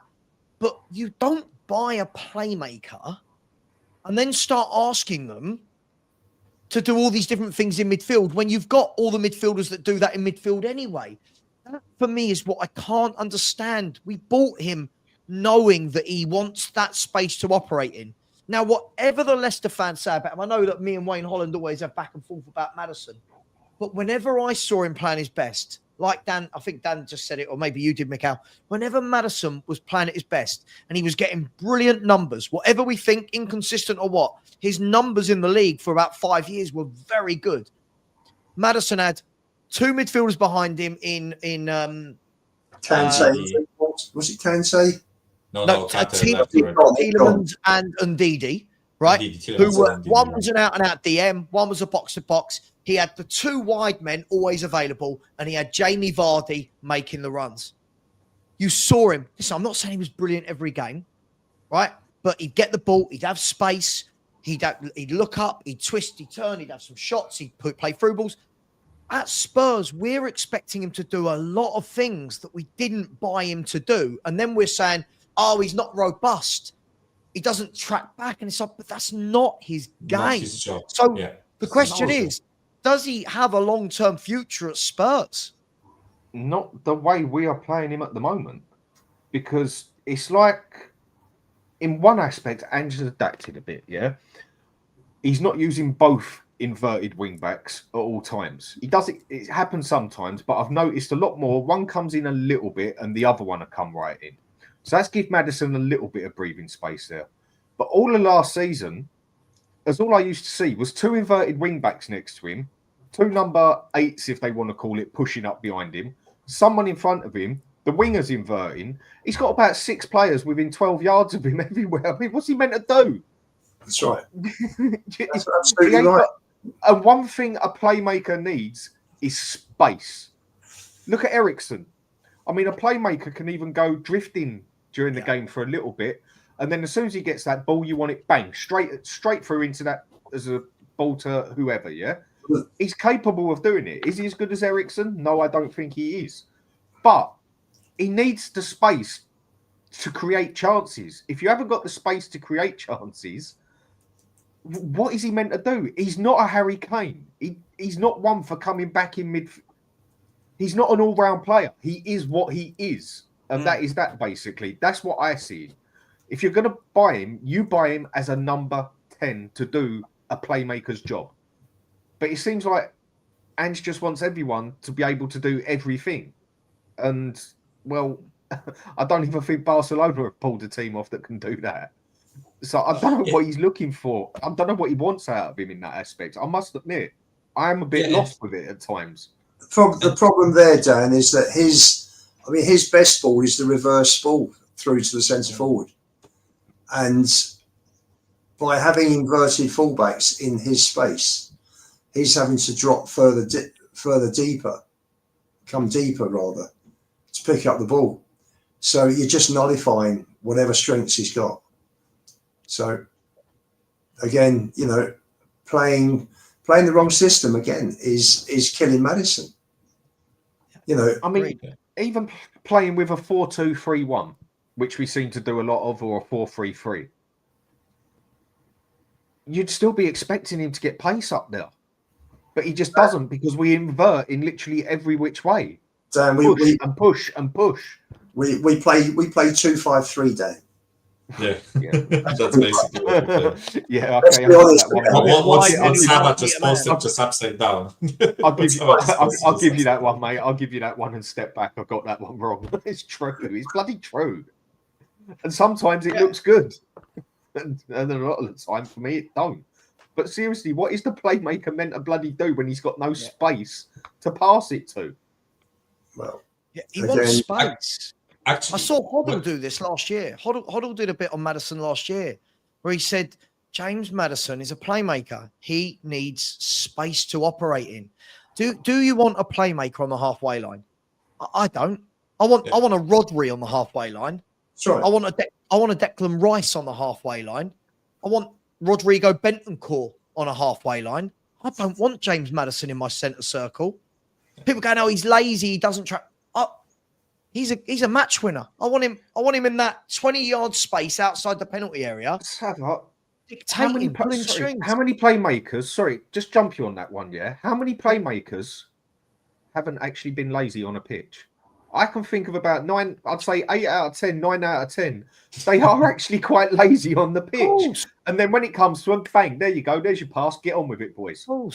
I think most playmakers I can name have been lazy. It's what they are. Yeah, when we played against Villa with that, who started, I think it was Bissouma, Sarr and Kulusevski, right? Midfield. Kulusevski was the sole number 10 up front, right? He was doing the creative job, right? And I think this is Madison's role, right? And I'm not saying Kulusevski now needs to be benched, because I actually think Kulusevski is performing really well this season, so he kind of deserves that spot, right? But it should be either Kulusevski or Madison playing in that role, and they should have Bissouma, Sarr, and Bentancur, whichever combination you want to do out of those three behind them. And this is, for me, the most balanced midfield that we can field out, right? And this is proven now by a couple of games where we actually have seen Kulusevski and Madison. They only work together when we play against shit teams. Let's be honest about it, right? I think we played Kulusevski and Madison against Everton, but Everton are crap, respectfully, right? But they are crap considering the standard, right? Like we played against, I think, Ferencváros or someone else with like Bergwall and Kulusevski, but those teams aren't good. Then we can do that experimental thing where not like we have two midfielders that don't track back or don't do as much defensive work as they need to do, right? But as you both boys mentioned, it's not Madison's job to do the defensive work. He should be out there sitting near Solanke, playing as like almost like a double, like a pair up top, right? He should be the one doing the pressing, maybe, like like pressing can be his job, right? We can say that maybe he should press more, right?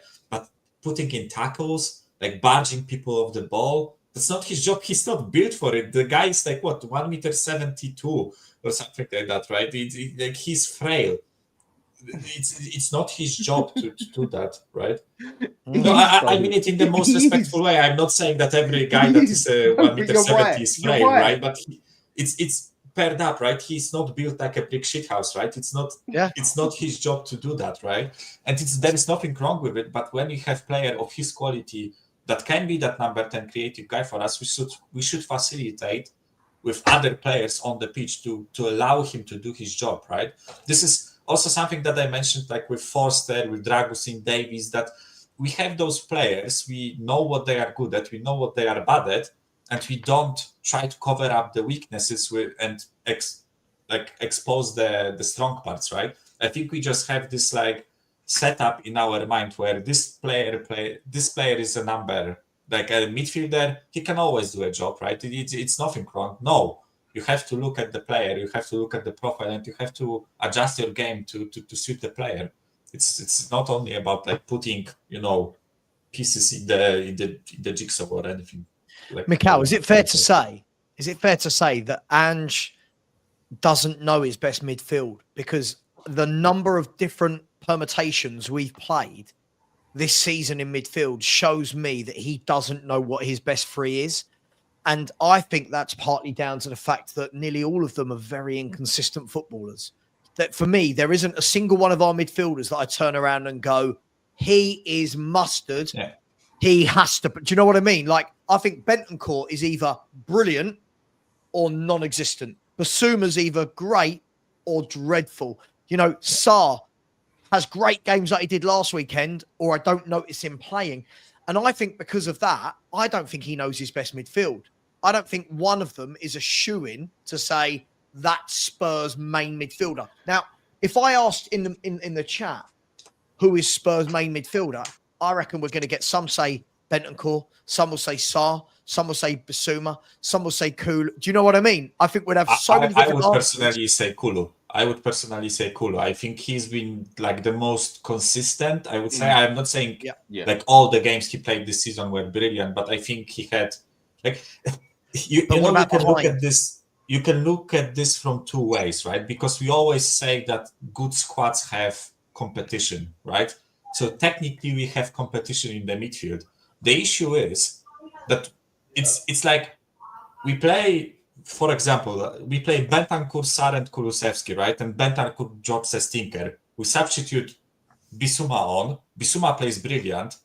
Then you're like, okay, so Bissouma is on form. That's competition, right? The issue is, next game, you play Bissouma, Sarr, and Kulusevski, and Bissouma drops a stinker, right? So you substitute Bissouma with Madison, right? Madison plays brilliant. So then you're like, okay, it's Kulusevski, Madison, and Sarr. Then Sarr drops a stinker. And it's like, it's not like those players can have a stretch of like a couple of games where some of them play well. I think the only exception this season is Kulusevski in my mind. Again, not saying every game has been brilliant, but I think he's been the most like consistent one out of those five, right? Which again, I think having five competent midfielders is good, but they need to be more consistent when they are given a chance, right? I would rather see Bissouma, Sarr, and Kulusevski play 3 games in a row and actually perform well, and Madison and Bentancur hold bench, right?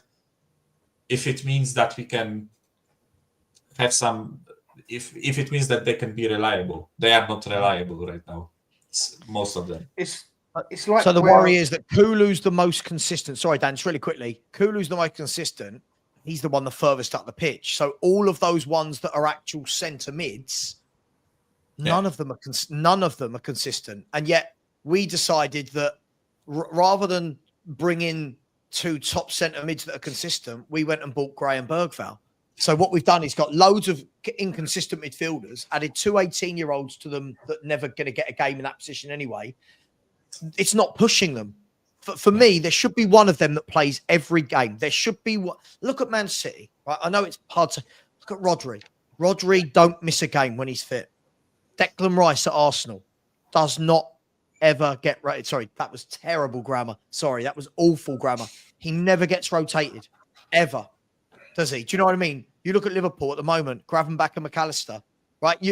These clubs have their set players that they can rely upon. You might rotate in different positions. Spurs rotate the most in centre mid. And I think it's about, I don't know what you guys think. I think it's about forming partnerships. I think you've got to see all the best teams down the years have had partnerships. You know, Man City's best three when they're all fit. You know, Liverpool's best three. You knew that. You knew what Chelsea's best three was when they were winning titles. Spurs, we just him this week, him that week. It's too much. Last time we had that was Conte, wasn't it? Højbjerg and Bentancur played really well together. For a bit. Yeah. We haven't had it since. I agree with what I'd go back and say it was Wanyama and Dembele. Yeah, I wanted to say Wanyama, Dembele, and Eriksen, right? Level there, aren't you? They're different level. Even Dembele and Dyer was a different level. Look at any players on the pitch. What you said there, you basically took the words out of my mouth. It's basically, you want your team to be a team, yeah? But as far as I know and remember football, it's always been two centre-backs. They have to relate. They have to know what the other one is thinking, basically, if you want a very good pair. And that is what the best ones have always done. You've always had two midfielders, centre mid. One knows what the other one is going to do. And then the way it used to be is you'd always have two strikers up there, one maybe more of a target man, that blatantly knew that he didn't even have to look, but he knew what his man was going to do because they adapted together that well. And the last thing we had to that was actually Son and Kane, where each player knew where the other one was going to be. Yeah. Kane, half the time, he could have he put his head down and just put the ball over. He knew where Son was. And exactly the same the other way. And like you said, that's partnership. I mean, wingers is different. They usually play their own game and just get it into everyone as such. But you need the whole team. But it was always down the central, the spine line as such, that there was always partnerships on there. But Dan, under Poch, we were playing 4-2-3-1, weren't we? Mm-hmm. We don't play that with Ange. You know, it's 2-5-3. That's true. That's true. I just think it needs a bit of. I can't believe I'm going to say. I just think it needs a bit of consistency. I just feel like at some point we've got to find a midfield, and I almost feel like Ange is trying to please too many people. Yeah. I feel like you need a manager that go, do you know what? Sorry, you're not playing for the next 4 or 5 games because I've got to find what works. Look at Arsenal last season, and not this season. When Arsenal were brilliant last season, and they were, as much as we hate to say it, what a great season. That midfield was Partey, Rice, Odegaard. That midfield was Partey, Rice, and Odegaard. You knew what it was going to be. You knew their jobs. They knew it was going to work, and it worked, right? Now, they haven't got that. It's not looked as good. Spurs have got all our midfielders fit. As far as I remember, I don't think any of them have really had an injury this season. I can't really think that Saraz or Basuma or Bentancur. I think. When he got hit, he missed like 3 games, right? But do you see what I mean? In general, I just put it down to this. I don't think any of our centre mids are actually that good. I think we've got a lot of players that are going to be okay if you want to be anywhere between 5th and 8th. I think if you really want to be a consistent top 4 team, I think you've got to go and buy some better centre mids. And these players that we're playing now, for me, they should be rotation centre mids. But what we've done is we've elevated them to seniors. They're our main ones, while bringing in 2 kids behind them. Like, and Mikhail, you brought it up. You said there was that article that went around, remember, a week before the season, before the transfer window shut, and we're all going, we must buy a centre mid. And it was, Spurs are so pleased with Graham Bergvall that they don't want another midfielder. And you're going, oh, bloody hell, you need a top, and we've not done it. And I don't think we're going to do it this window either. I think we're going to go and get that Cardoso, who I've seen play a number of times. Are you even surprised? I mean, this one can ask for anyone. I mean, when it comes to literally every game, you're 100%, we're all 100% right on what we're saying here, is when it comes to that he picks that midfield, I don't know. You might as well just put the balls in the basket and pull it out, and right. And you're not but you're not surprised. You might look at it and go, "Oh, Kulusevski played there last game." Oh, yeah. Either way, it is what it is, and you don't think twice about it. Whereas if it was like take Chelsea a few years ago, one main player they had in that midfield. If Kante weren't playing, you were like, "What the is going on here?" Is he injured or something, right? Yeah. You was like, "What?" It was like go back with years with Man U. One of the most underrated players ever. But if you ever noticed him, Michael Carrick, if he weren't on that pitch, you knew he was not on that pitch. And it was like the Man U supporters would be like, why isn't he there? There's like if Rodri wasn't playing in a game against Arsenal or whatever, and he was perfectly fit, you'd be like, what is Pep doing? Whereas here, you're just, I don't know, you might as well flick a coin with 3 or 4 sides on it. It's just you don't know. I agree. I don't think he knows his best. By the way, that's a good example, right? Chelsea have like 18 midfielders in their squad, right? Yet still, Caicedo, Lavia, Palmer, right? Right. I know they have a second squad in the Conference League, right? So like some of those players I mentioned aren't even registered in the Conference League, right? Like Palmer isn't, but Premier League games, if they are fit, Caicedo, Lavia, Palmer, right? And I would go as far to say that I personally think, based on performances, for me it would be Kulusevski, Bissouma, and Bentancur. I think this is probably the midfield I would choose.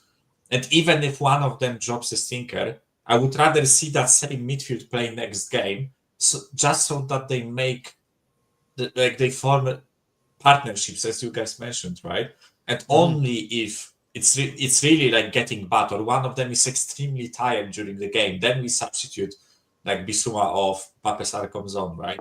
Or we play against Elfsborg home in the Europa League, right? Then we play like Bergvall instead of Kulusevski. But I would rather see like Kulu, Benta, Bissouma, or like Madison, Bentancur, Bissouma, one of those formations, and actually give them a run of games instead of just chopping and changing. As soon as one of them plays bad, we chop and change.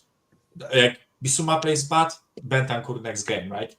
Like Bentancur plays bad, Sarr next game. Yeah. It's like it's too much chopping and changing.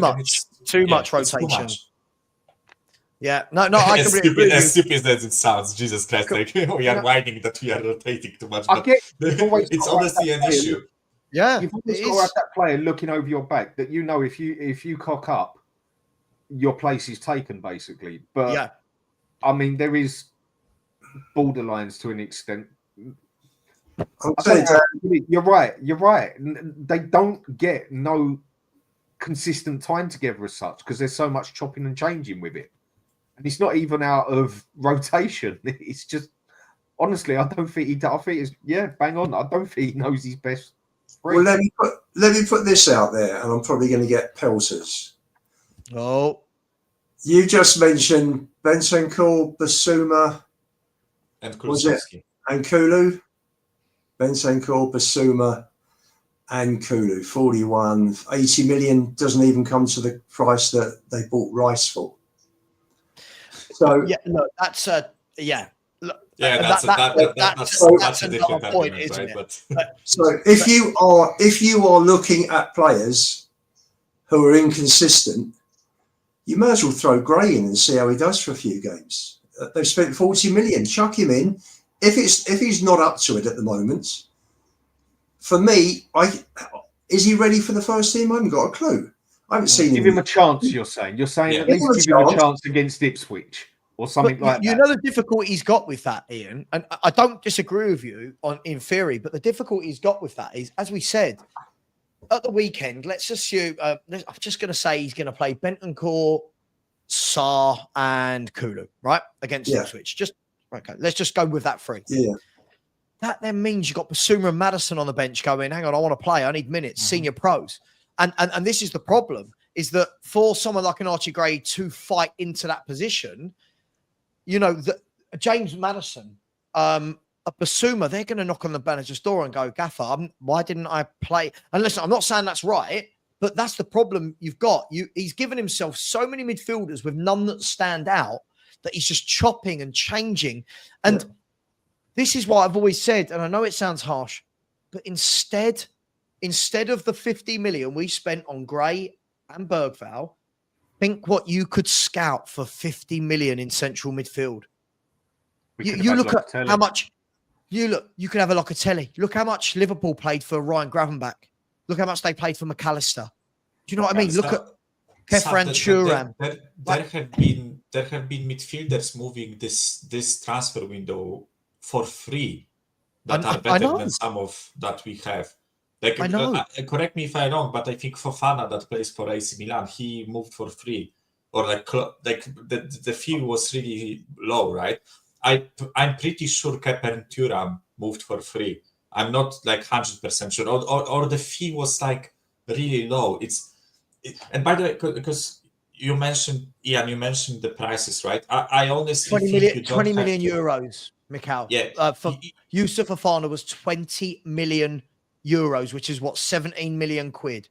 Yeah, you don't have to pay like out of this world money to get good players, right? There has been Chelsea. I mean, Chelsea paid 115, was it Caicedo? 105 for Fernandes, 60 for Lavia. You know, it's not small money. You know, that's 285 million. I mean, I just mentioned. That's players. We could have got Locatelli for about 25 million, and as all I saw was a load of chat and a load of other people. No, he's not good enough in that. I'm like, do you actually even watch Italian football? No, I can't stand it. It's boring. And you're like, well, what the fuck? What do you know? He's everything we need, Dan. A bloke that gets the ball off the back four, doesn't go rampaging, superb passing range, lets the other midfielders go and do their thing. Tackle the ball. I watched them the other night with him and Thuram in a two. It's Thuram, the one at Juve, isn't it? Yeah. Watched him and Thuram in a two, and Locatelli did all the kind of the graceful things, right? The controlling the midfield, the passing, the pulling the strings, telling everyone where to be. Thuram did the young, I've got a good engine, I've got the legs to get about the park. And I looked at it and I thought, that's all I want in a midfield. Two midfielders that complement each other. Then they've got Coop Miners as well. Who, I mean, how much did Juve pay for Coop Miners? Anyone? 50? 60 million. It was a 60 lot. million. But I didn't think they sure, paid that much. but we paid 50 million for Gray and Bergvall together. Yeah, I know. But And this is the difference, is when we say things in these transfer windows and people go, oh, you don't understand the project, and it's a youth project, it's a process. Sure, but you've got to be buying in some of these top players that can go in there and, you know, and play with these players. See, for me, the progression should be this. Sorry, just really quickly, Dan, the progression should have been this. This window, we should have bought in the likes of a Thuram and a Locatelli. Let's just say both of them, or a Fofana, two of those players, right? Whilst buying Bergvall and Gray, you can still do that. Bergvall and Gray go out on loan, right? Bergvall and Gray go out on loan for a year. And then what you do is say, okay, look, Basuma, he's run his course, or Madison's run his course. We're going to move them on next year. Now, Gray and Bergvall, who've had a year out on loan, they're going to come in and they're going to now start integrating into the team. Spurs do it the other way around. We keep the average midfielders that we've got, and I call them average because they're inconsistent. And the reason they're inconsistent, the reason why they're on low wages, the reason why they were cheap to get into the club is because they're not the best players, right? What we do is we keep them and say, right, these young players are going to play in behind them, and not giving the young players the actual time they need in their positions. It's so backwards, and it's why I don't think we're ever going to be a force. That's just my opinion. I just don't think we'll ever be a force. But The only thing Locatelli can I just say, Dan, the whole summer was about trimming the wage bill, making the books look more attractive for an investor coming in. That's what it's all But about. Locatelli's wages ain't that high from what I know of. Timo Werner gets more than him. Now, I know a few people said one thing Locatelli lacks is speed. But he makes up for it because the way you can look at Locatelli as a player, from what I've seen of him, he's a bit like a Teddy Sheringham in midfield. He reads that game so well. He's already there. He's already 2 passes ahead. He can tackle. He can pass. Shooting ain't his best bit. He's what Locatelli is everything we wish Bentancur is. Bentancur is basically a poor man's Locatelli. I agree. Yeah? And when them two actually played together, them two were quite a unit as well. And the other player, and we could have got Locatelli for about 30 mil because they wanted him out because they wanted Juventus are basically want new players in. And another player I would have loved us to go for, which I think we could have got for 25, 30 million, is Pellegrini from Roma. That's another one. I think them two, and they're two. The reason I know I watch Italian football. That is my second league, and they wouldn't be expensive. But how anyone could tell me Locatelli would not be good enough for this midfield? I'm like, it's for me, like, this is something that I hate, and it's not only with our fan base, it's all the fan bases, right? I think people grow too attached to players, and some of those players don't even deserve that much love. I'm not saying you shouldn't, like, adore your players when you think they are good, whatever, right? But there comes a time where players move on, or players should be moved on. There is a time where you have to just, not even some, but I'm talking strictly about midfield right now, right? Bentancur has been with us for 3 years now, close to 3 years soon. Yeah. I think when this season ends, it's going to be 3.5 years, right? That's a lot for a player. Yeah. That's a lot for a player, actually. Like, when you, people have this image of players just coming and staying for 10 years and being club legends. It rarely happens. You have to move players on. You have to upgrade, right? So I think people have this weird thing in their heads where, no, I don't want Bentancur to be removed, right? Bentancur suffered so much with us. He's been a brilliant player for us, right? We cannot move him on. And then in your mind, you just look at Locatelli and you know that Locatelli is coming from that place and that he will displace Bentancur, and you are like, no, I don't want Bentancur to get moved on. Now Locatelli is shit, right? You make yourself believe that Locatelli is shit when in fact he's not, right? Yeah. And this is something for me when I get it. There are some players where the love is warranted, right? And yes, I think when people say that they don't want Son to be moved on and they want Son to finish the career with us, I actually kind of understand that. The guy has spent 10 years with us. He's been brilliant for most seasons, right? I understand when people say things like that, right? But with guys like Bissouma, Bentancur, I really like them. I like their personality. I like how they play. If they play good, I like how they play. But if you wake up tomorrow and either one of them has been sold, you're not upset, are you? Yeah, it's okay. Right. Same thing with Højbjerg. I really liked Højbjerg. I liked his personality. I liked what he did on the pitch, right? But he got moved on. He got sold to Marseille. Okay. It's a new chapter for him. It's a new chapter for us. We have to replace you and find someone better.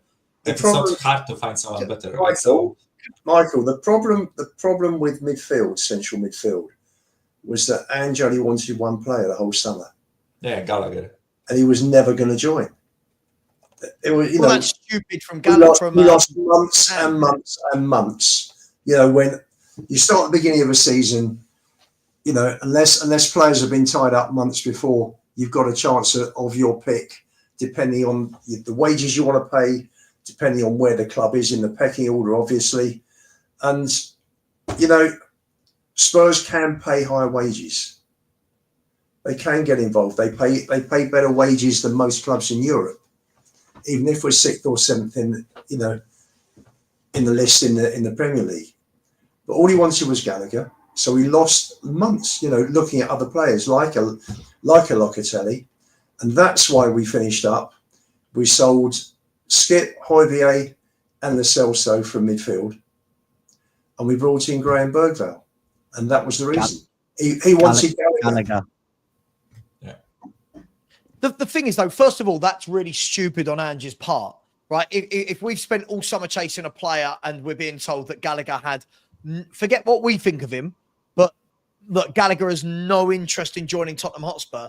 That's ridiculous. That's like me chasing a girl, right? Don't tell my wife. That's like me chasing a girl that has told me, I will never go out with you.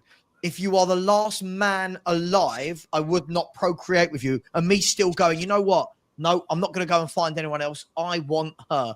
It's so ridiculous. But the problem for me, Ian, is, again, it always comes down to this. What do we want to be, right? What do we want to be as a football club? If we want to be this club that are going to finish anywhere this season between, I think, 4th and 7th, and I say 4th and 7th because it all depends on injury, suspensions, fatigue. I think the fatigue will kill us when we get to November. What on earth is my month? January, Christmas, February, basically. March. Yeah, I think our fatigue playing this style is going to catch us up. But what do we want to be? If we want to be that club that float between 4th and 7th, we get 4th and our fans lose their minds like they will this year if we get 4th, and then next year we're 5th, and then might get 4th. If we want to do that, keep buying your Bentancurs, your Basumas, your Madisons. You want to go and be a club that you go, you know what? We could finish 2nd. We could challenge for a title.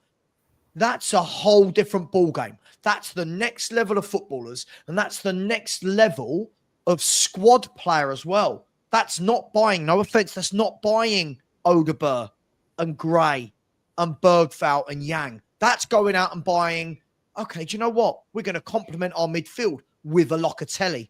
Now, all of a sudden, we're going, Locatelli and Bentancur are our two. Right, sorry, Sarr and Basuma. You guys have got to fight it out. You guys are coming in for Europa League games. That's how a big club operates. We're operating on that smaller level. And the problem is, the reason we can do that, and you know this, Ian, you know this, Mikhail, you know this, Dan, is because our fans here process, youth project, 5-year plan, whatever you want to call it, and they lap the shit up over it. They love it. I'm sitting here going, I've heard this for 24 years. I've heard project, youth process. I've heard this for years. But we're doing the same thing again now. But because every now and then we win a game like the way we battered Villa, people go, this is on the right track. For what? For what? Like, we've lost 4 games in 10, right? Now, we could go third at the weekend, sure. At the moment, it looks like it's Liverpool, City, and then everyone else. So we could go third. That's great. But how do we go from there to catching them? It's not just going to be through growing young players. Very simple. Try and get there. Let's just try and get there first. That's right. No. You know what I mean? No, of course. What's happened? What's happened is that the owners have only invested up to a point without taking risks, apart from, as far as they're concerned, Ndombele, which went wrong. So they didn't buy anybody at that price for several years, and we missed out on people like Ruben Diaz and Bruno Fernandes. And because they're not prepared to spend the money, and they've done very well for the last 24 years, as Enoch, they've made a lot of money, or will make a lot of money when the club sold. And then along came Pochettino, and due down to a combination, I think, of getting good players, keen prices, having Paul Mitchell there, and having Harry Kane. Poch nearly took us to the promised land on very little money. And the problem is now that the owners seem to think that maybe Ange will do the same thing. Right, yeah. So they never think to themselves, let's be a serious club. Let's be an ambitious club. You know, people said to me, who would you buy in beginning of this transfer window? And I said, I'm not saying we will get them, but the sort of players I'd love to see would be Polinia as a 6, Eze and Isak. Go and buy those 3 players. That shows ambition. You might have to spend close on 200 million, but you go and get them. And that's what we needed. Players of that level. Buying Bergvall and Gray is great. If you've got an opportunity of buying 2 kids and all the scouting networks turn around and say in a couple of years' time, these kids are going to be the absolute bee's knees, then you get them before other clubs. But you've got to get your first team in place. So for me, I didn't have a problem with them buying great kids, but they bought Solanke and lost Emerson, Gio, Hoybier and Skip. So then it comes back but to you that argument. upgrade on those four. You upgrade on those four. Well, let's have a look. I think Ian. We actually didn't replace any of them. Okay, Spence came back. Spence This is came what it back. was. There we go. Look, that was the summer. That spreadsheet was the summer. Yeah. So you can make whatever you want out of this, but it goes to show how much money, right? Spurs let go of £46 million a year in salary. Yeah. And replaced it with £13 million a year in salary. So when fans are being doddled that it's a youth project, sorry, for me, this is a money exercise. This is a cost-cutting exercise, right? Completely. And then whether or not you like these players, this is not my point here. This isn't revisionism. But when you let go of experience like Perisic, Dyer, Ndombele, right, Højbjerg, Royale, Skip, whatever we think of them, right, there's experience there. And we've replaced it with Bergvall, Odegaard, Gray, and Yang. And Solanke being the obvious one, right? So not only have we reduced the age, we've reduced the wage bill, we've reduced the leadership and the experience, and then people turn around and say, it's a youth project. For me, this just looks like it's a cheap project. Yeah. Not being horrible, it looks like it's a cheap project because all of the players doing well this year are the players that were here last year, other than Solanke. So there's no project. That's not a project. Do you know what I mean? That's not a project. Then going and spending with the players you named there, Ian, if we wouldn't have gone and bought Archie Gray and Bergvall, there's a quarter of the money towards it. Right, but hang on, Dan. The figures that Savva's just put up show a 55 million net spend. I think if you work it out, 5, 15, 22, 34, 49, 69. So you got 69 there, 74 against 124. So you got a net spend of 50 and a half. You're saving 32. This is Tottenham Hotspur Football Club, a British club with a net spend of 18 million. 1/8. Think about that. This is nothing to do with spending 40 million on Archie Gray. This is to do with not spending proper money on established players. 18 million. Look at their salaries. If you look at their salaries, right? Look at their salaries. Sorry, guys. Yeah, hi. Oh no, on this side, aren't I? If we all lean to the side, right? If you look at these salaries, look at what these people are being paid. Look at what these people are being paid. Look, between Odegaard, Bergvall, Gray, we don't know Yangs. I'm guessing it's not a lot, right? Yeah. So that's 4 million for Gray, 2 and then 2.5. What's that? 4. That's 48. That's 48 a week for Bergvall. £8.5 million a year in wages for Wilson, Odegaard, Bergvall, and Gray. Let's say $1 million a year for Yang. I'm just going to make that up. I'll round it up. Let's say 10 million. We're paying those in wages. 10 million. Chelsea, City, Liverpool, Arsenal, they're paying a top player £10 million a year. Yeah. We're spreading it across 4 18-year-olds. Guys, Haaland is on 20. Right. But again, Haaland, these are clubs. I know Haaland is Haaland, right? But Haaland is on 20. And Ian makes the great point. It's not just the 50 million difference in incomings and outgoings. When you then take the 30 million on the wages as well, literally Spurs, one of the richest clubs in the world, have just had a window where the only thing that has gone out is 18 million pounds. And if I'm not wrong, I read somewhere, I could be completely wrong, that 18 million pounds is what Spurs make a season on food and drink profit. I've read roughly it's £1 million a home game in terms of profit of food and drink. We make more than anyone else in the Premiership. Right? But so even if it's not that, £18 million for Tottenham Hotspur, who have the best stadium in the world, all the concerts, all the NFL, all these deals. That is what we did in the summer. And fans have been hoodwinked with youth project. It's a process. Bollocks, and more bollocks. What we've done there is Daniel Levy completely lying about the stadium being a game changer and allowing us to compete. Going back to, we did this with Andy Reid and Dawson from Nottingham Forest. We did this with Carl Walker from Sheffield United and Danny Rose from Leeds and Carl Norton from Swansea. We did this with all of these players. We brought in young players, Tommy Huddleston from Derby. We did this with those players then. This isn't a new project. Yeah. We've done this. Aaron Lennon, we've done this. And it didn't quite get there. We're doing it again now. And everyone's going, this is different. It's bloody not. We've seen this.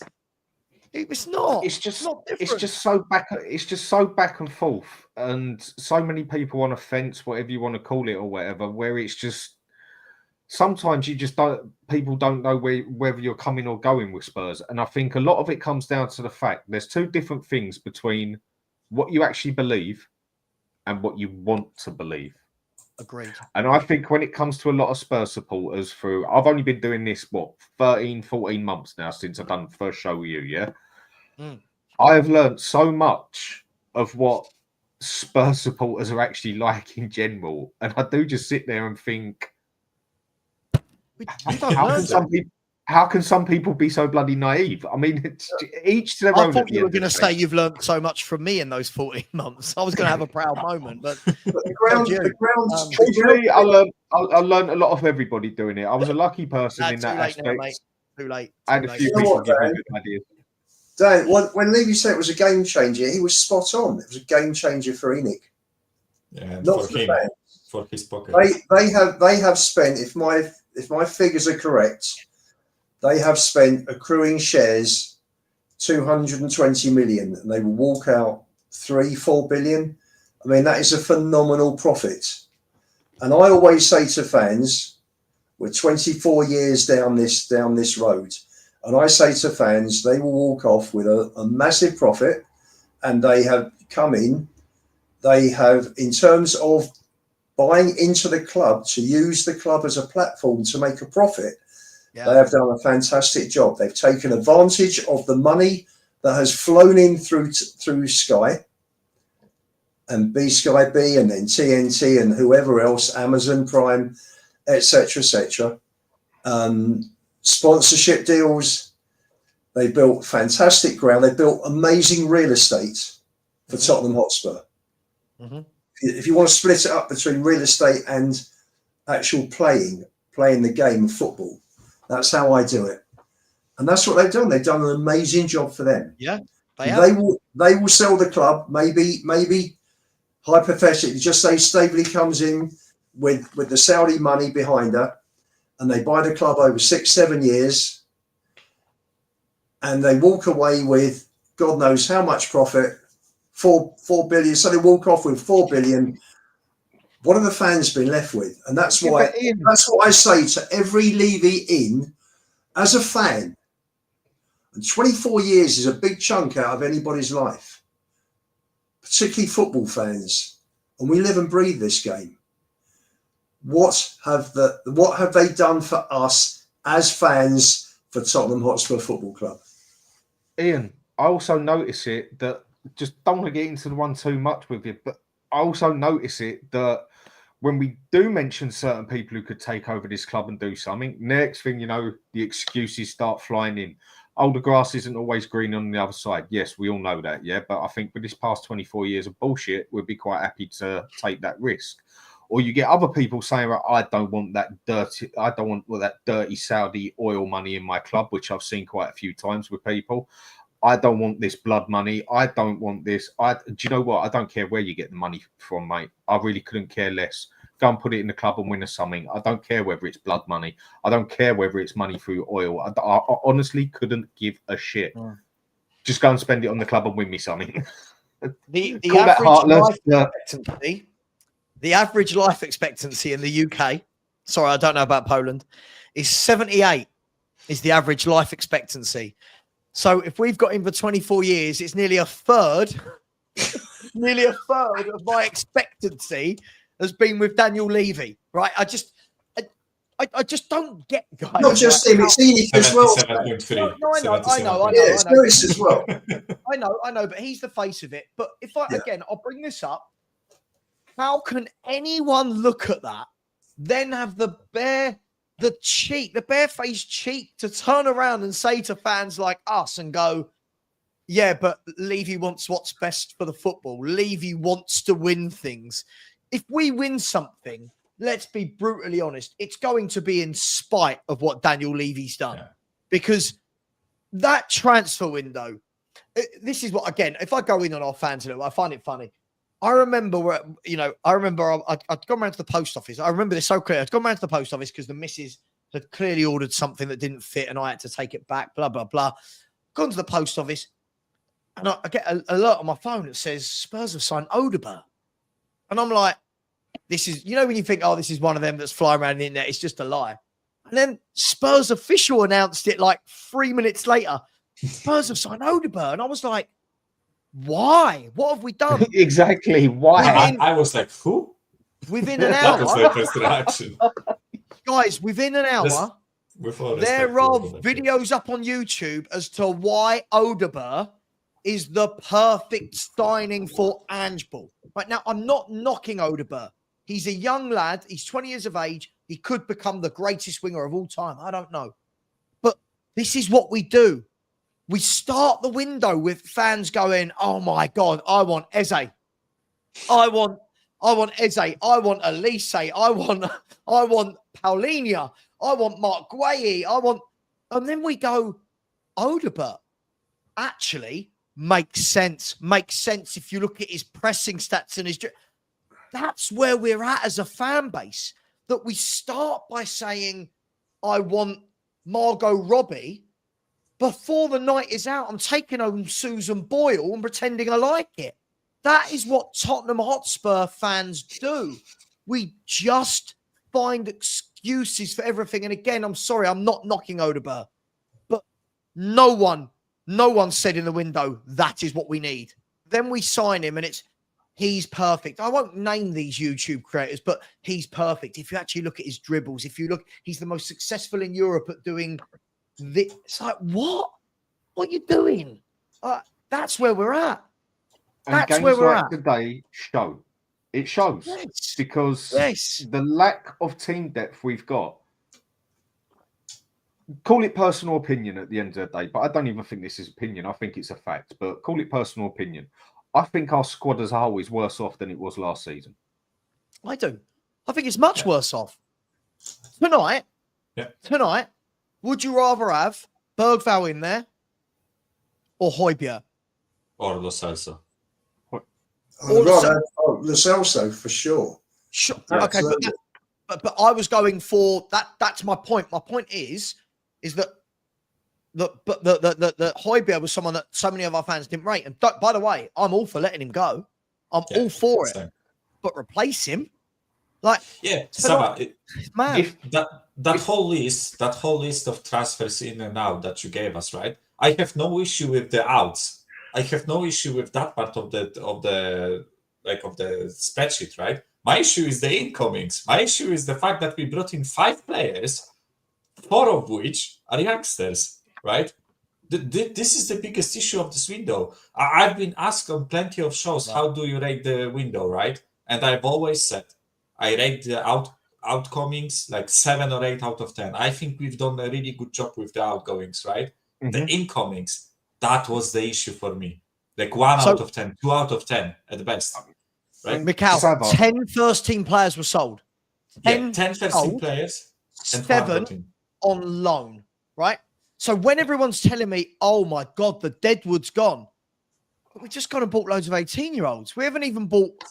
It's not even Wood yet. Do you know what I mean? It's not even... it's not Deadwood or Wood. It's just like It's a It's tree. wet wood that are never burned. Tree. Acorns. Like, what are we doing here? Savva, Like, if you go to what someone madness. said near, I don't know if you brought him up already. Andy Lloyd, 23-38. I think he has just absolutely smashed the nail on the head. Andy Lloyd, 23-38. Bang on.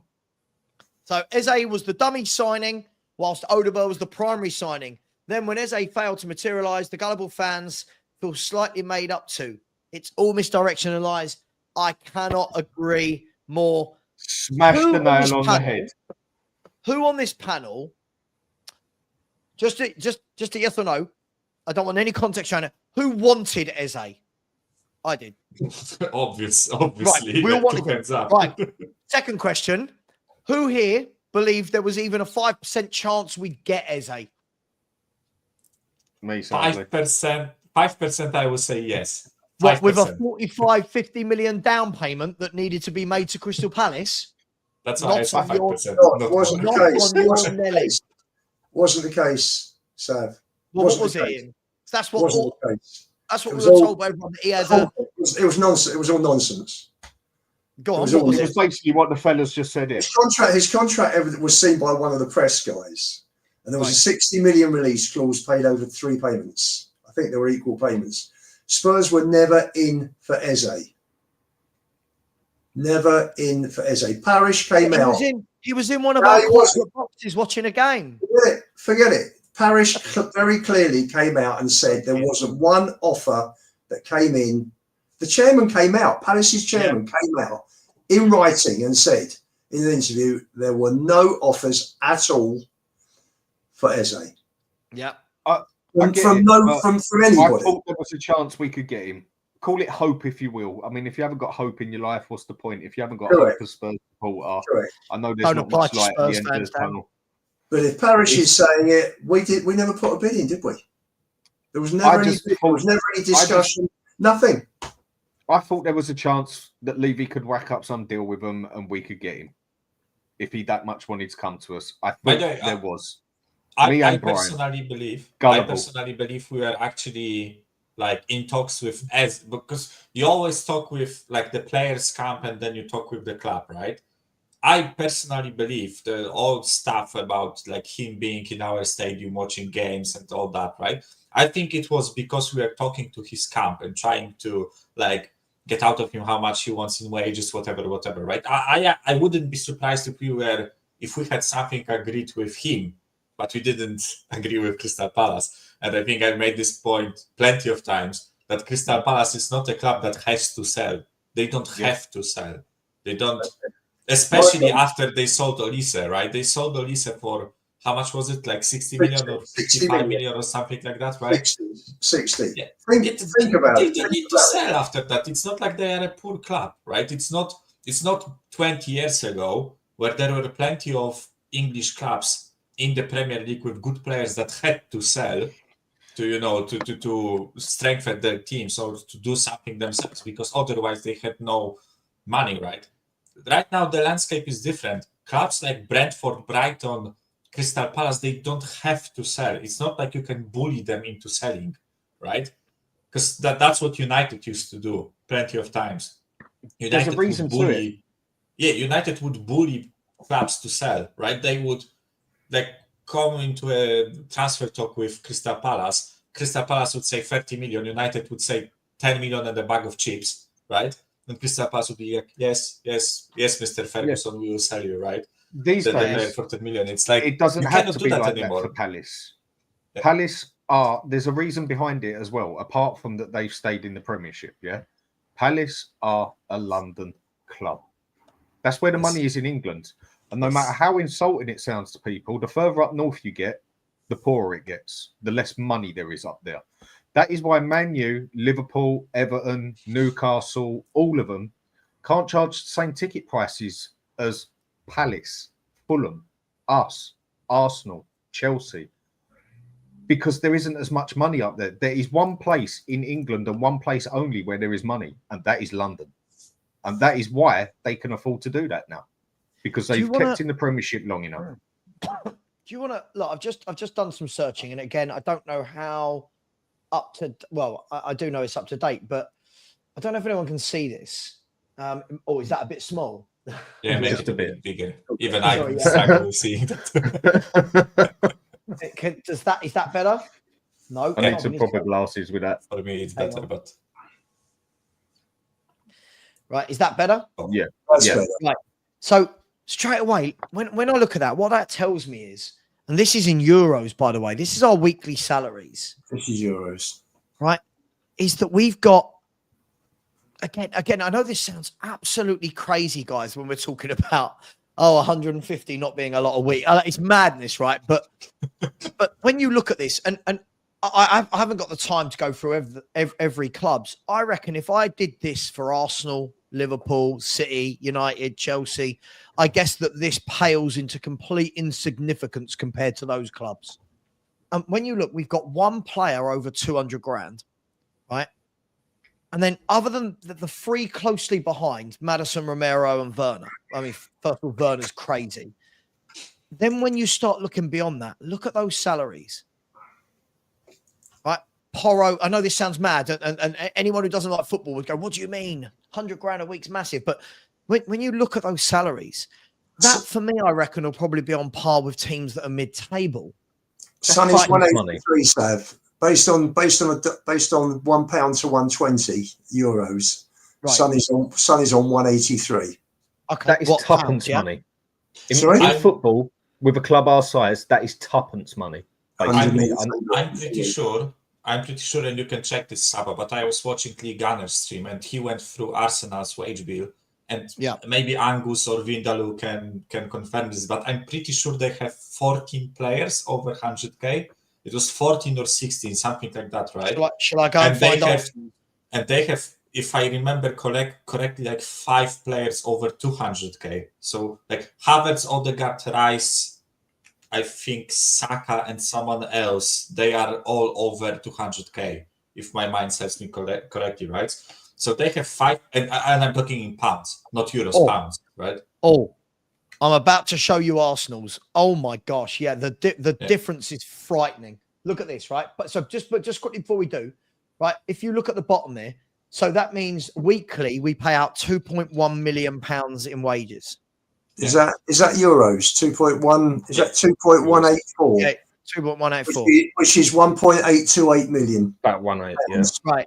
Now, I don't, if we then do that over 52 weeks a year, I mean, well, just double it, right? It's what, 100 and... You have it on the right, 130 million euros, right? You would think I would have seen that, wouldn't you, Mikhail? Yeah. I have got it right there in front of me. Right, so let's get rid of that. Now look at this. This is Arsenal. Now, this is Arsenal. This is scary, right? Oh no. There you go. Sorry about all the pop-ups. I really can't help that. Yes, I can. I get rid of that one. Look. Can you all see that? Make it a bit bigger, maybe. There we go. Bit bigger. There we go. Bit bigger. 120. Bigger. Can you see that? Mm-hmm. Yeah, that's okay. So when we look at those, right? So you got Havertz, Hayes. This is pounds. So they've got 1, 2, 3, 4, 5 players over 200k a week, right? Then if we scroll down, they've then got 1, 2, 3, 4, 5, 6, 7, 8, 9 to Tierney, 10, 11, 12. They've got 13. They've got 13 on over 100 grand a week. But the interesting thing is when you look at Saka and Saliba and Martinelli, they're right at the top end of the hundreds, right? Look at the difference in their salaries compared to Tottenham's. Look at what they pay a year. They pay 172 million a year in wages compared to Tottenham's 113 million euros. Guys, they have 8 players or more, right? 8 or 9 players that earn more than Son. And Son is our best player. I think we can all agree with that, right? And this, I've heard something that apparently like Spurs like to do like bonus-based salaries. So basically, like if you win, you get this amount of money. If you score a goal, you get this amount of money. Bonuses basically, right? If you win, If you win at Spurs, you get a bonus. Yeah. Yeah, but it's still ridiculous. And the statue as well. Yeah. Like for me, I've always said it, right? And by the way, someone in the chat like a couple of minutes ago asked me why do I even like support this club or whatever, right? And how did I become a Spurs supporter as a Polish guy, right? I always say it. I got catfished by that Champions League final. I didn't really know much about football at that point, and I just thought the team looks cool, the match looks cool, the history in the Champions League was really brilliant, right? I was watching Premier League for a bit without like supporting a team. I just thought Tottenham is like a nice team to support, right? I didn't know the context with Daniel Levy, right? But now Back after out while like you can. Back out while you can. no, I'm too deep into all that, right? I think changing the flag would be a bit disgraceful right now. But yeah, I always say when I got to know the context, right, and I know how much we earn as a club, and I like when you learn all those things, I think the only one conclusion you can get is that we are a club that are a sleeping giant, but we just choose not to wake up, right? Mate. We ourselves choose not to wake up. It's not someone else putting like stuff into us to keep us asleep, right? We ourselves just open one eye and we're like, nah, I'm still gonna keep napping, right? And we are napping for 25 years already under this ownership, right? And this is like the biggest issue for me with how this club is run, and generally how you have to run clubs when you are like a sport club, right? And you want to win something, you have to take risks. You have to sometimes you have to pay a bit more. You have to like go out of the bounds to try and achieve something, right? I support plenty other clubs. I watch Speedway here in Poland, right? I watch Polish football clubs. I watch Bundesliga, right? I watch other clubs, and there are plenty of like sports institutions where they have ambition to win. They have to risk something. They sometimes have to go into a bit of debt and try to win something. And then because they win, they start earning much more, right? But when I watch Spurs, for me, it looks like we just refuse to take risks. I think we are doing everything safely. I think the only time where we spend money is where top four, like where we cannot compete for top four. If you look at it, right, when we cannot compete for the Champions League money, then we splash the cash suddenly, right? But it's never, as you said, Savva, even if you go fat this weekend, right? It's not like our ownership is going to look at that and be like, fuck me, we are so close to reaching, we are so close, we are fat, right? Let's boost this team with this player and that player, and let's try and do something, even if it means that we are going to be at a big loss for this like financial year or whatever, right? It's never that. It's always, we are fat, okay, that's good enough. We are in the Champions League, we are going to earn money. It's never taking risk, it's never waking up, it's always just keep napping, right? There are never any risks taken. With me, with what you said there, Mike, yeah, I'm going to take it a step further. As a sleeping giant, I think that is an understatement, personally. If we actually got an owner in there who wanted to win things, yes, it's going to cost a lot of money to buy the club. But then when you compare it to all the other big clubs out there, it's not actually going to be...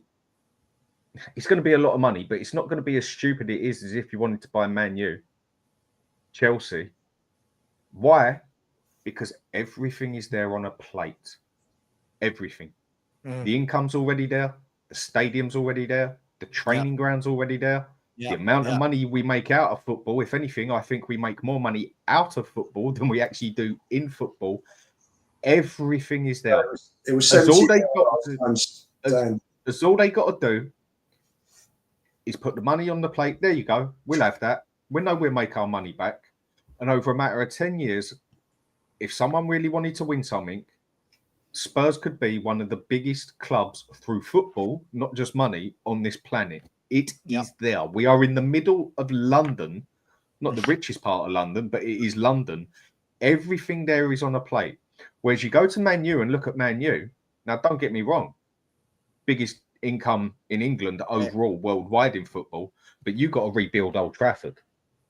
Now you look at how much prices have gone up. If anything, Levy hit that just at the right point, just before everything went shit-faced, when it all come to COVID and everything else. Things are now roughly 3 to 4 times more expensive. Anything from employing people, anything from buying material and everything else. Yeah.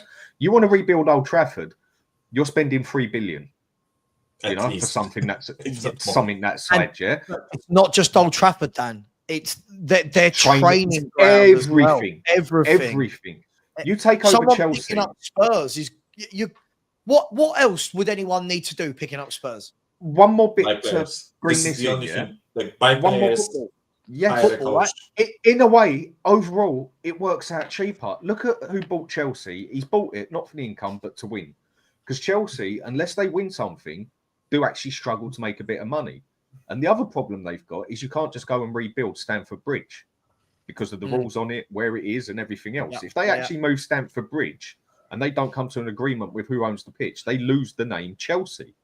That is the issue they're in. And plus where they are, they're in a situation where it's basically impossible to big up that stadium because of where it's next to and that. Yeah. Now, I think it's you said this before, Mike, and someone else said it. I can't remember who it was, but I 100% agree with it. Daniel Levy is almost scared for this club to do something, and he almost wants to keep it down because he knows we're all blood hungry, basically. But where we've been just just nothing for so long, to an extent, as fan base, we are weak. Why? Because we just ejaculate over Odebert, and that just about says it all. And then if we actually win something and we actually get a taste for it, like we nearly did with that Champions League, then that means Levy's got to perform again and again and again. And he don't want to do that. He just wants the income. I think he actually, it's like you said, I think it was you who said it before, Mike. He actually wants to keep us at this level so we don't get higher, because then he's got to deliver more. Call it an opinion. They don't risk. Yeah, there's no risk. And the surprising thing is that the highest net profit, I think it was, that Spurs have ever earned was the year we got to the Champions League final. That's we right. were 138 million that year. I think it was more than that. No, that's what it was. Okay, that's what it was. I'm a shareholder. I see the figures. I'll take your word for it. And you you just think to yourself, he could, if he wanted to, he could be iconic as a chairman. If they'd have gone into it the same way they went into the real estate side of things, we could have been fantastic. Now let's take this to another side. Everyone, I think, is agreeing on the panel here, and I think majority of people are agreeing on the chat that Levy is in it for Champions League money, and that is what he wants.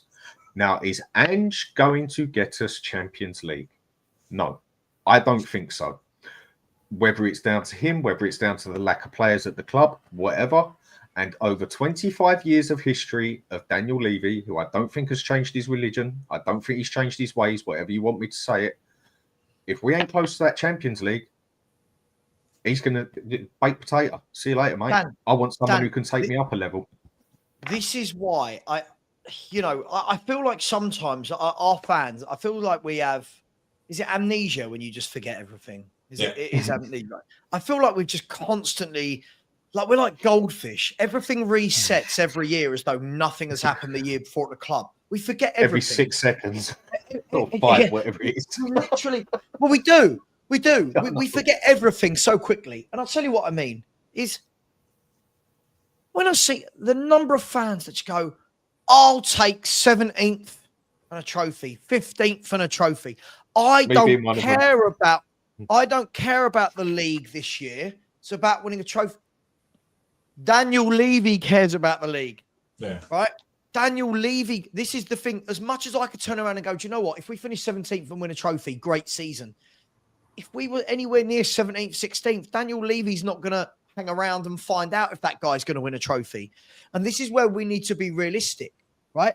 We shouldn't be. We are one of the richest clubs in world football with the best stadium in world football, one of the best training I don't even want to say a training ground. It's like a spa. It's like I've been there. It's just ridiculous. It's honestly, you go in, and it's like these guys are pampered. Like, do you know what I mean? These guys are pampered, right? We've got all of these things going for us, right? I do question that 8th richest club in the world. We're 600 million in debt for the ground. We are about 240 million on amortized transfers. I'm not sure where anybody thinks. Well, because all the charts that keep coming out keep putting us as the 6th or 8th richest club. I don't get it because the club's knee deep in debt. Let me get my point out, right? We've got all of these things, right? And we're comfortable going, oh, I don't care if we finish 10th as long as we win a League Cup. That's how low our standards are. I'm sitting here going, hang on, we've got all of those things in place. We should be going, I want 4th and a League Cup. We shouldn't be sitting there going, I'll be happy if I get 8th. We should be going, no. What's the difference between winning a League Cup? Why is it if you win a cup, people then associate it with a lower league position? I've never understood that. I think it's like people are not saying this because they think that like winning the cup would make us so much worse in the league. I think what they mean is that we are so desperate for a trophy that they would that they would stomach, like as fans, a bad season just to get that trophy, right? And by the way, I agree with you. I agree with you because I said on one of like Stealth shows, I think I said that Archie's saying about like winning trophies and all that stuff, right? He won't survive even if we get to a Carabao Cup final, right? He won't survive until March if we keep sucking in the league, right? If we keep being bad in the league and we are 8th in March, then he's going to get sacked. Right. And Levy has already shown that he doesn't care about the trophy. He couldn't give a flying pig or whatever is the like a flying shit or whatever, right? He couldn't give a crap if we win that Carabao Cup final. For him, what matters is the Champions League money or Europa League money, basically ending up as high as we can, so we earn as much as we can. And winning a Carabao Cup final is, let's see, like what, £500,000? 2 million, I think. 2 million. Or 2 million even? That's like, I didn't even think it was that much, to tell you the truth. Yeah, that's like what, 1/5 of what Son earns yearly, right? That's what we get for winning the Carabao Cup. Daniel Levy doesn't give a fuck about Carabao Cup final, right? And he, as I said, he already proved it with Mourinho, with a guy who has much more in the bank, right? Who warrants keeping him in the job, and he still sacked Mourinho over that Carabao Cup final, right? I know there were like different things with bonuses in his contract for winning a trophy and whatever, right? But still, Ange won't survive until that promised land if we don't do well in the league, right? So I get when fans say I would take 10th and the trophy, right? Because we want that trophy, we want that monkey off our back. But it won't happen. Realistically, no manager will survive until that trophy if we do bad in the league, right? Ian, one thing I can answer your question for you. From what you've said, we're about 840 million in debt, give or take 10 million, yeah? Let's just even say a billion, just for the sake of the matter. Let's just say a billion. It's not a billion. It's not a billion because we had. I just said for the sake of the matter. 100 million cash in the bank. Okay, I just said for the sake of the matter. Do you know what? Call it 2 billion, and we'll still be up there with the biggest and the best. I'll give you the answer why. Because at Tottenham, we could even be 2.5 billion in debt, but we're not in negative equity. There's your answer. Because he can still sell Spurs up for 4 billion. We're not in negative equity. If we was in negative equity, that we was in more debt than our club was worth, we would be up shit street. But we're not. We're in positive equity.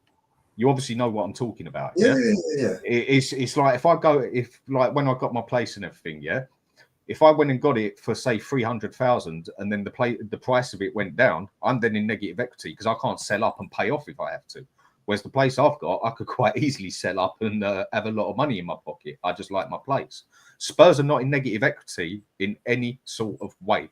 You could even put us in 3 billion debt and we're still not in negative equity because he could still go 4 billion and good chance someone buys it. Dan, And that's Dan, let you've got to alone. run the club. You've got to run the club on a daily I know basis. that. No, You can't yeah, run the but I club know if that. you're 300 billion in debt. You'll go bust. Cool. The interest will kill you. No, but we're not in negative equity. If it started going like that, he could just go, bang, there you go, sold up, done. We're not in negative equity. That is why. Look what killed Barcelona at one point. They was in negative equity to the point where they couldn't even employ their players, and they had to sell something like 25% of them to what was it, Spotify or whatever it was. No, because they couldn't run the club on a daily basis. Because they was in negative equity. We're not We're poor, not. are we? Whatever Also. we're not poor. The whole point to what I was saying was we've got the stadium, we've got the training ground, right? If they've built all of this and this is their 24-year legacy that they've done all of this for us, and then we're still in a financial position where we can't compete, then they've not done a very good job. But I don't believe that's the case. I believe that we're in a really good position to compete. But the difference is, and this is only Richard Savva's opinion, and I've full named myself, which means I'm being serious now. My opinion on this is, I don't think Daniel Levy cares about winning a league title, because it's not about winning a league title once. You don't win the league title once and fans go, yes, we don't care what we do for the next 10 years. You win a league title, the expectations become massive. The expectations are now, who are we buying this summer so we retain it? You can't buy your Grays, your Bergvals, your Odebergs, your Yangs. You can't buy them now. You're now buying your 70, 80 million foot. You're now buying your Declan Rices to try and win more things. You're now buying Rodri's. You're now buying De Bruyne's. Right. And this is the problem, is the money in that for Daniel Levy isn't worth, the juice isn't worth the squeeze. Right? The juice isn't worth, the reward for that isn't worth it. The reward from finishing fourth to finishing first isn't high enough. The difference in the revenue isn't enough to make him go, like, if I said to you guys, just give me a number, right? Just a number. If I said to you, what difference do you think you need to spend between fourth and first? So how much you have to spend a year to finish fourth versus first? 200 million? I don't 300 know. million? Does it also come down to recruitment and how No, clever you recruit? Yeah, of course, but without going so deep into it, I reckon the difference between going, right, we need to spend this much to finish fourth, but if we want to win the league, you need to spend this much. I reckon it's probably 250, 300 million.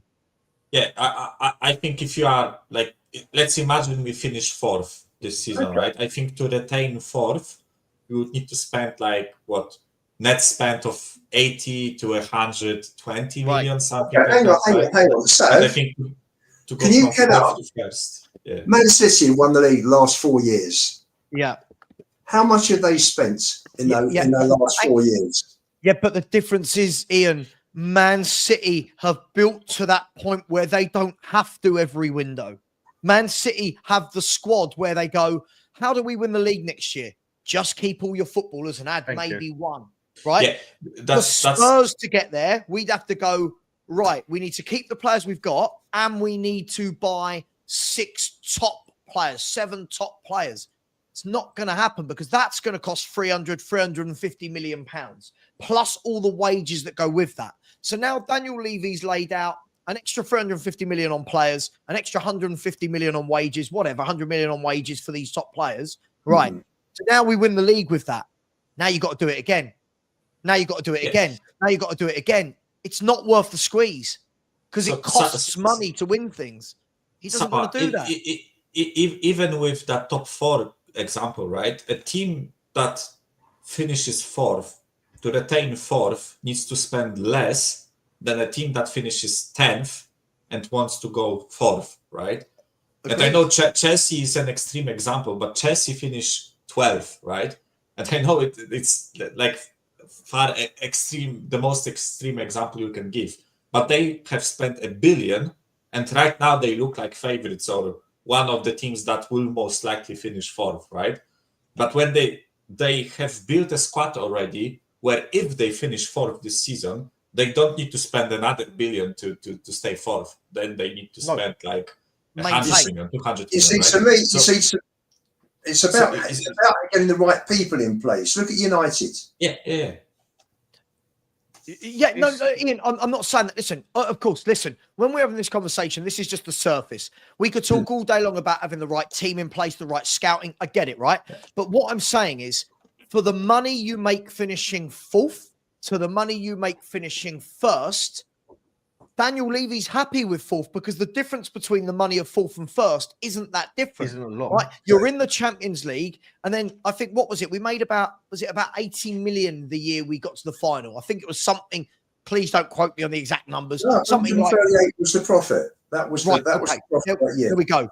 Right, but so we could get that profit by finishing fourth versus winning a league title and doing the exact same thing in the Champions League. Right, that's the thing for me. These other owners that have come in. Look at Man City's owners, whatever you think of them, right? Man City's owners, we want to win. Nowhere do they talk about we want to win. Chelsea's owners, listen, he might not be getting it 100% right, but it looks like they've finally got a method that's working. But for 2 years, they're plunging in their money. Everyone's cussing them. They spent this, they spent that. They're going again, and they're going again because they want to win. They want to try and win. Yeah? Spurs... Man United spent loads of money. Yeah. Hasn't worked for them. But they're spending, they keep going. Spurs don't. Spurs will do like we showed with that spreadsheet. That's where we're at. We're more worried about can we get fourth?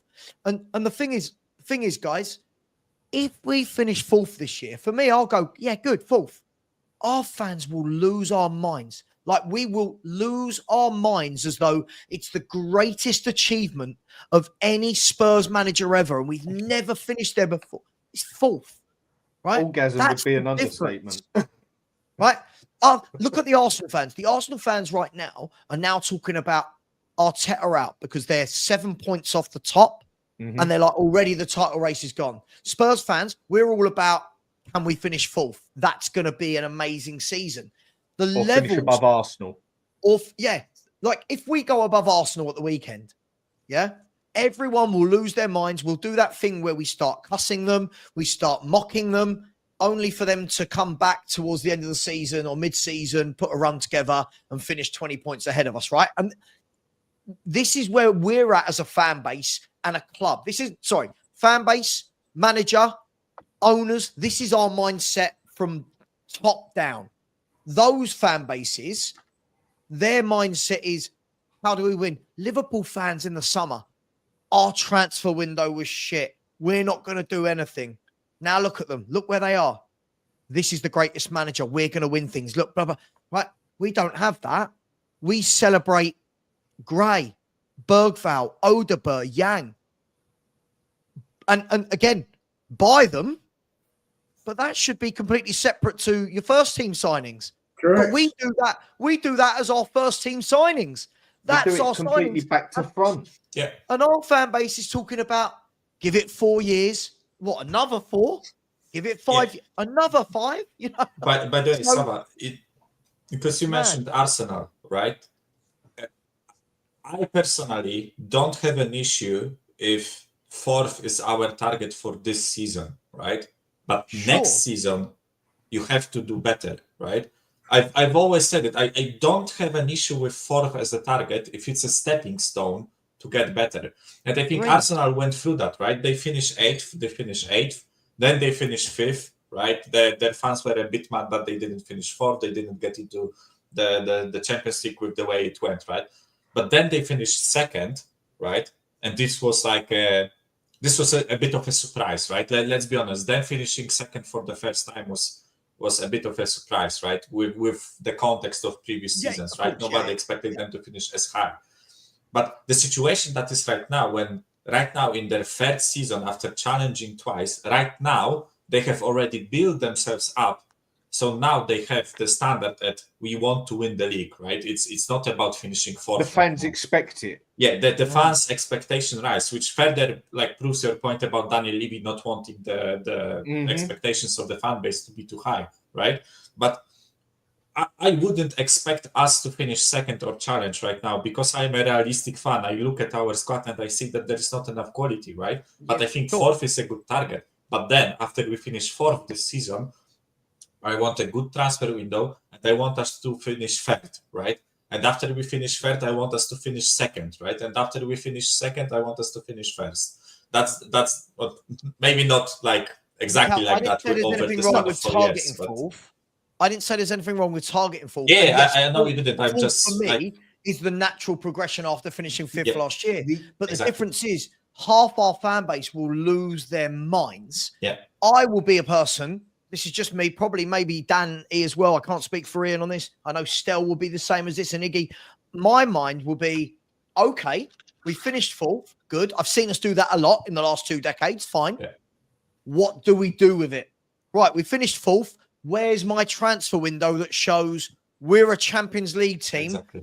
Because every single time we get Champions League, our transfer windows are dog shit. Every single time we get Champions League.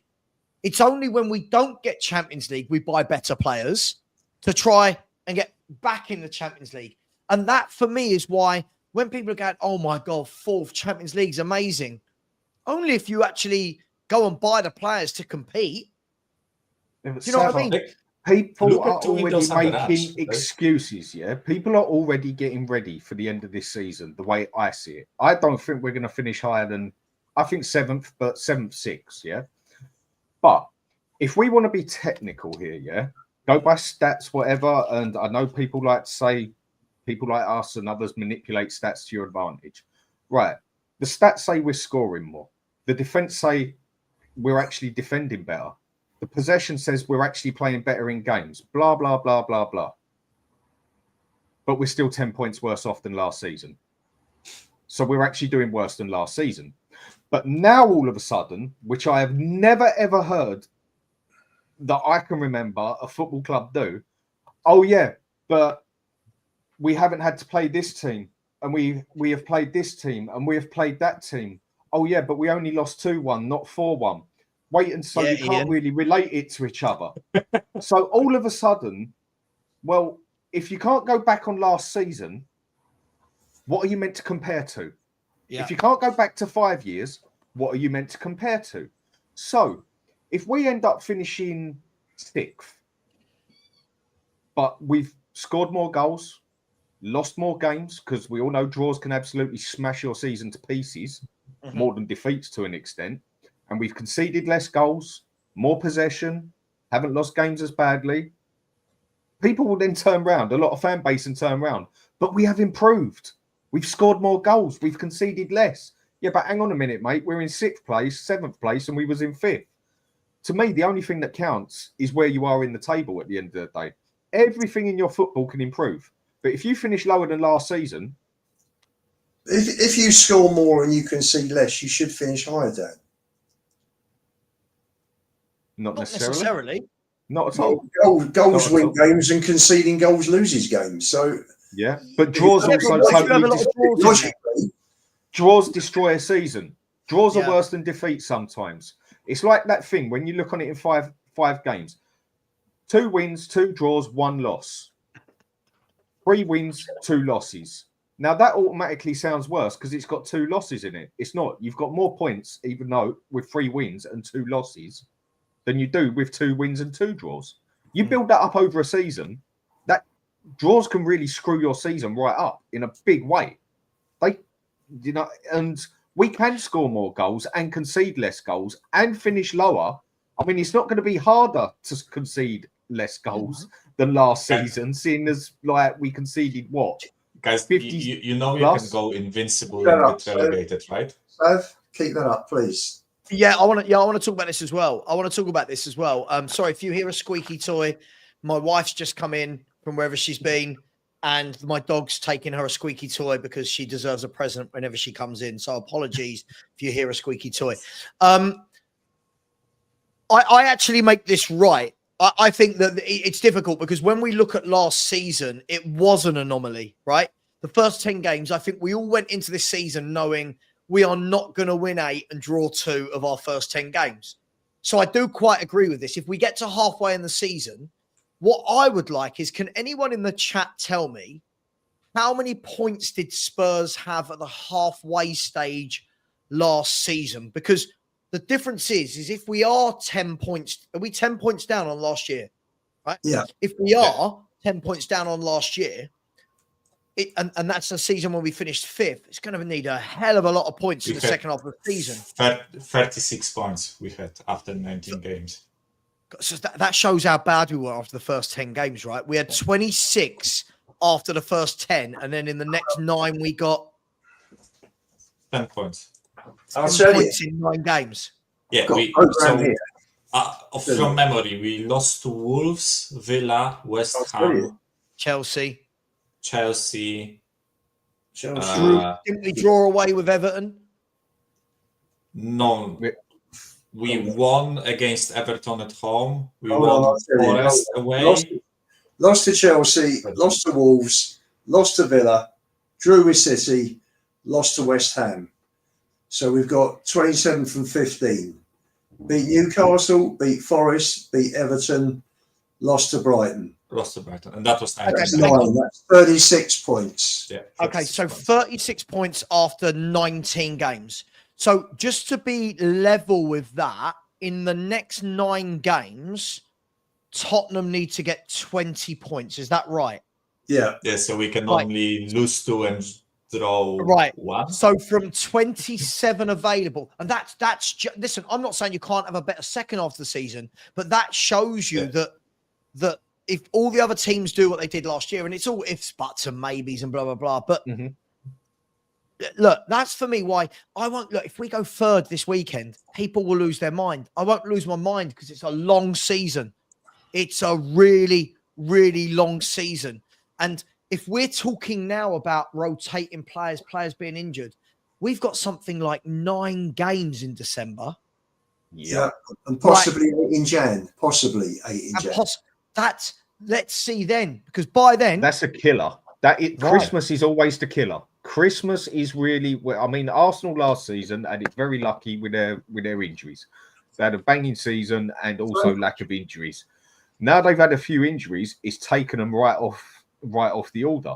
Now you look at the team we've got, and a few of those players are known for being fragile. We get a couple of those injuries, we have no backup whatsoever, really. Next thing you know, Archie Gray's playing on the right, or he's playing on the left, or if we're that screwed up, he's going to be playing centre back, and that's not disrespecting him. That's just the situation we're in. Richarlison, he's out for about another month and a half now, 2 months from what I've read. This guy, by the way, this Richarlison guy, fucking hell, like I can't believe anyone rates him. I watch this guy and I just go, who on earth signed off a £60 million transfer fee? This guy, I mean, first of all, I've never seen anyone fall over at the rate this man falls over, and he's about 6'3" or whatever he is.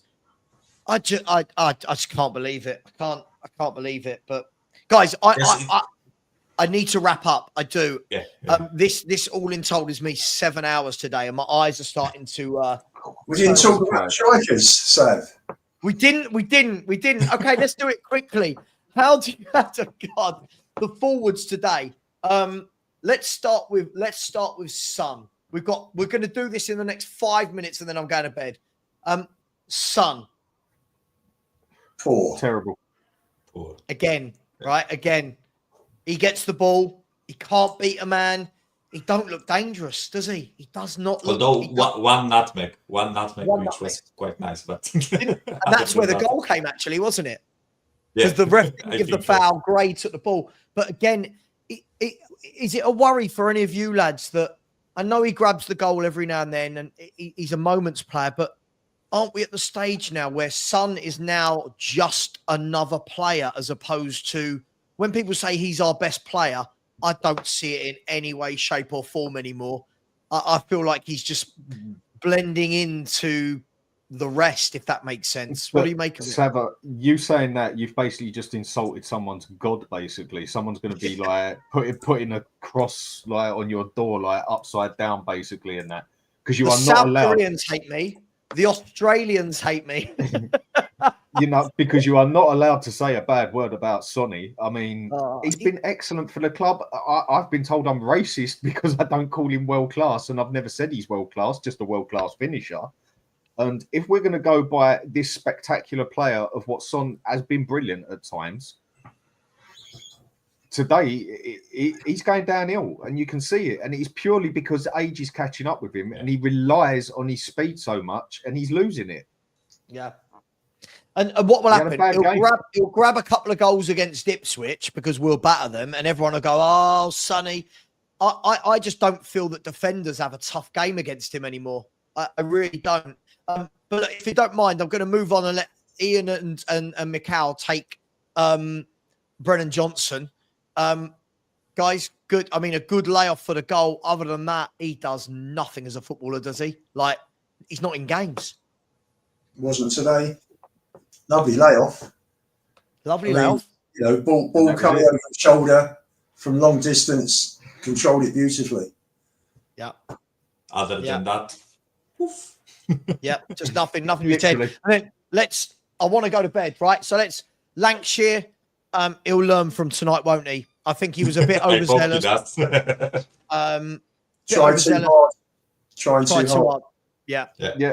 Took his goal well. It was there. I don't think it was his fault. He just he got frustrated through the lack of everything. Okay, I'm going to round the show off with a couple of super chats. A user has said Ange is a career maker as well as a career killer. I mean, put that on a t-shirt. That's I don't know if it will sell very many around North London, but interesting. A user, big up. I hear what you're saying. We'll see, won't we? By the end of his tenure, we'll see who he's brought through, how he's developed them, and we'll see. And then the last big up to you, A user. Thank you. And then Samuel Gra. I like to think it's Gra, not Grass, but let me know. I said, Levy copied the American model with franchises. My baseball team, the Miami Marlins, lost a game 8-0, and they brought on Pitbull after for a concert. That definitely sounds like something Spurs would do. Lose 4-0 at home to Arsenal and then go, but here's Adele. Do you know what I mean? So, Samuel, yes. Solanke. Good little camera. Oh, yeah. Nice goal. Yeah. He's in Nice full. goal. Nice little flick. Yeah, not nice little flick. Nice little flick. The difference in the last two games for me is he's got in the box. Yeah. I can agree with that move. I must tell you something. That move started in midfield, went back, came forward. There was about 20 passes for our second goal. Yeah, look, it's two good goals today. It was a good finish, but I'm going to go with what Ben Kaufman said. Let Savva go to bed. Savva is old. He needs his sleep. Guys, on a serious note, thank you so much for jumping on.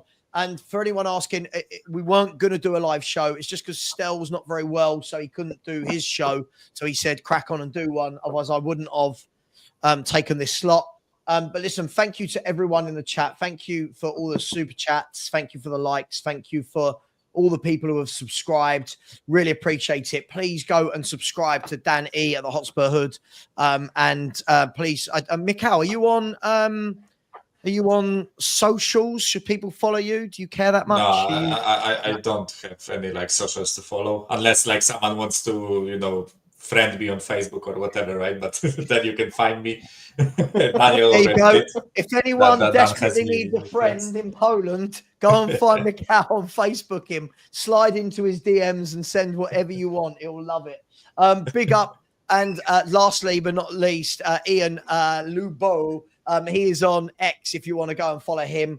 Thank you, guys. And our last apology is to Beth. Thanks for letting us have Dan on stream for a few hours. I promised it would be 5 minutes. Here he is. Thank you very much. Listen, everyone, take care. And as always, come on, you Spurs. Come on, Spurs. Or Levy out.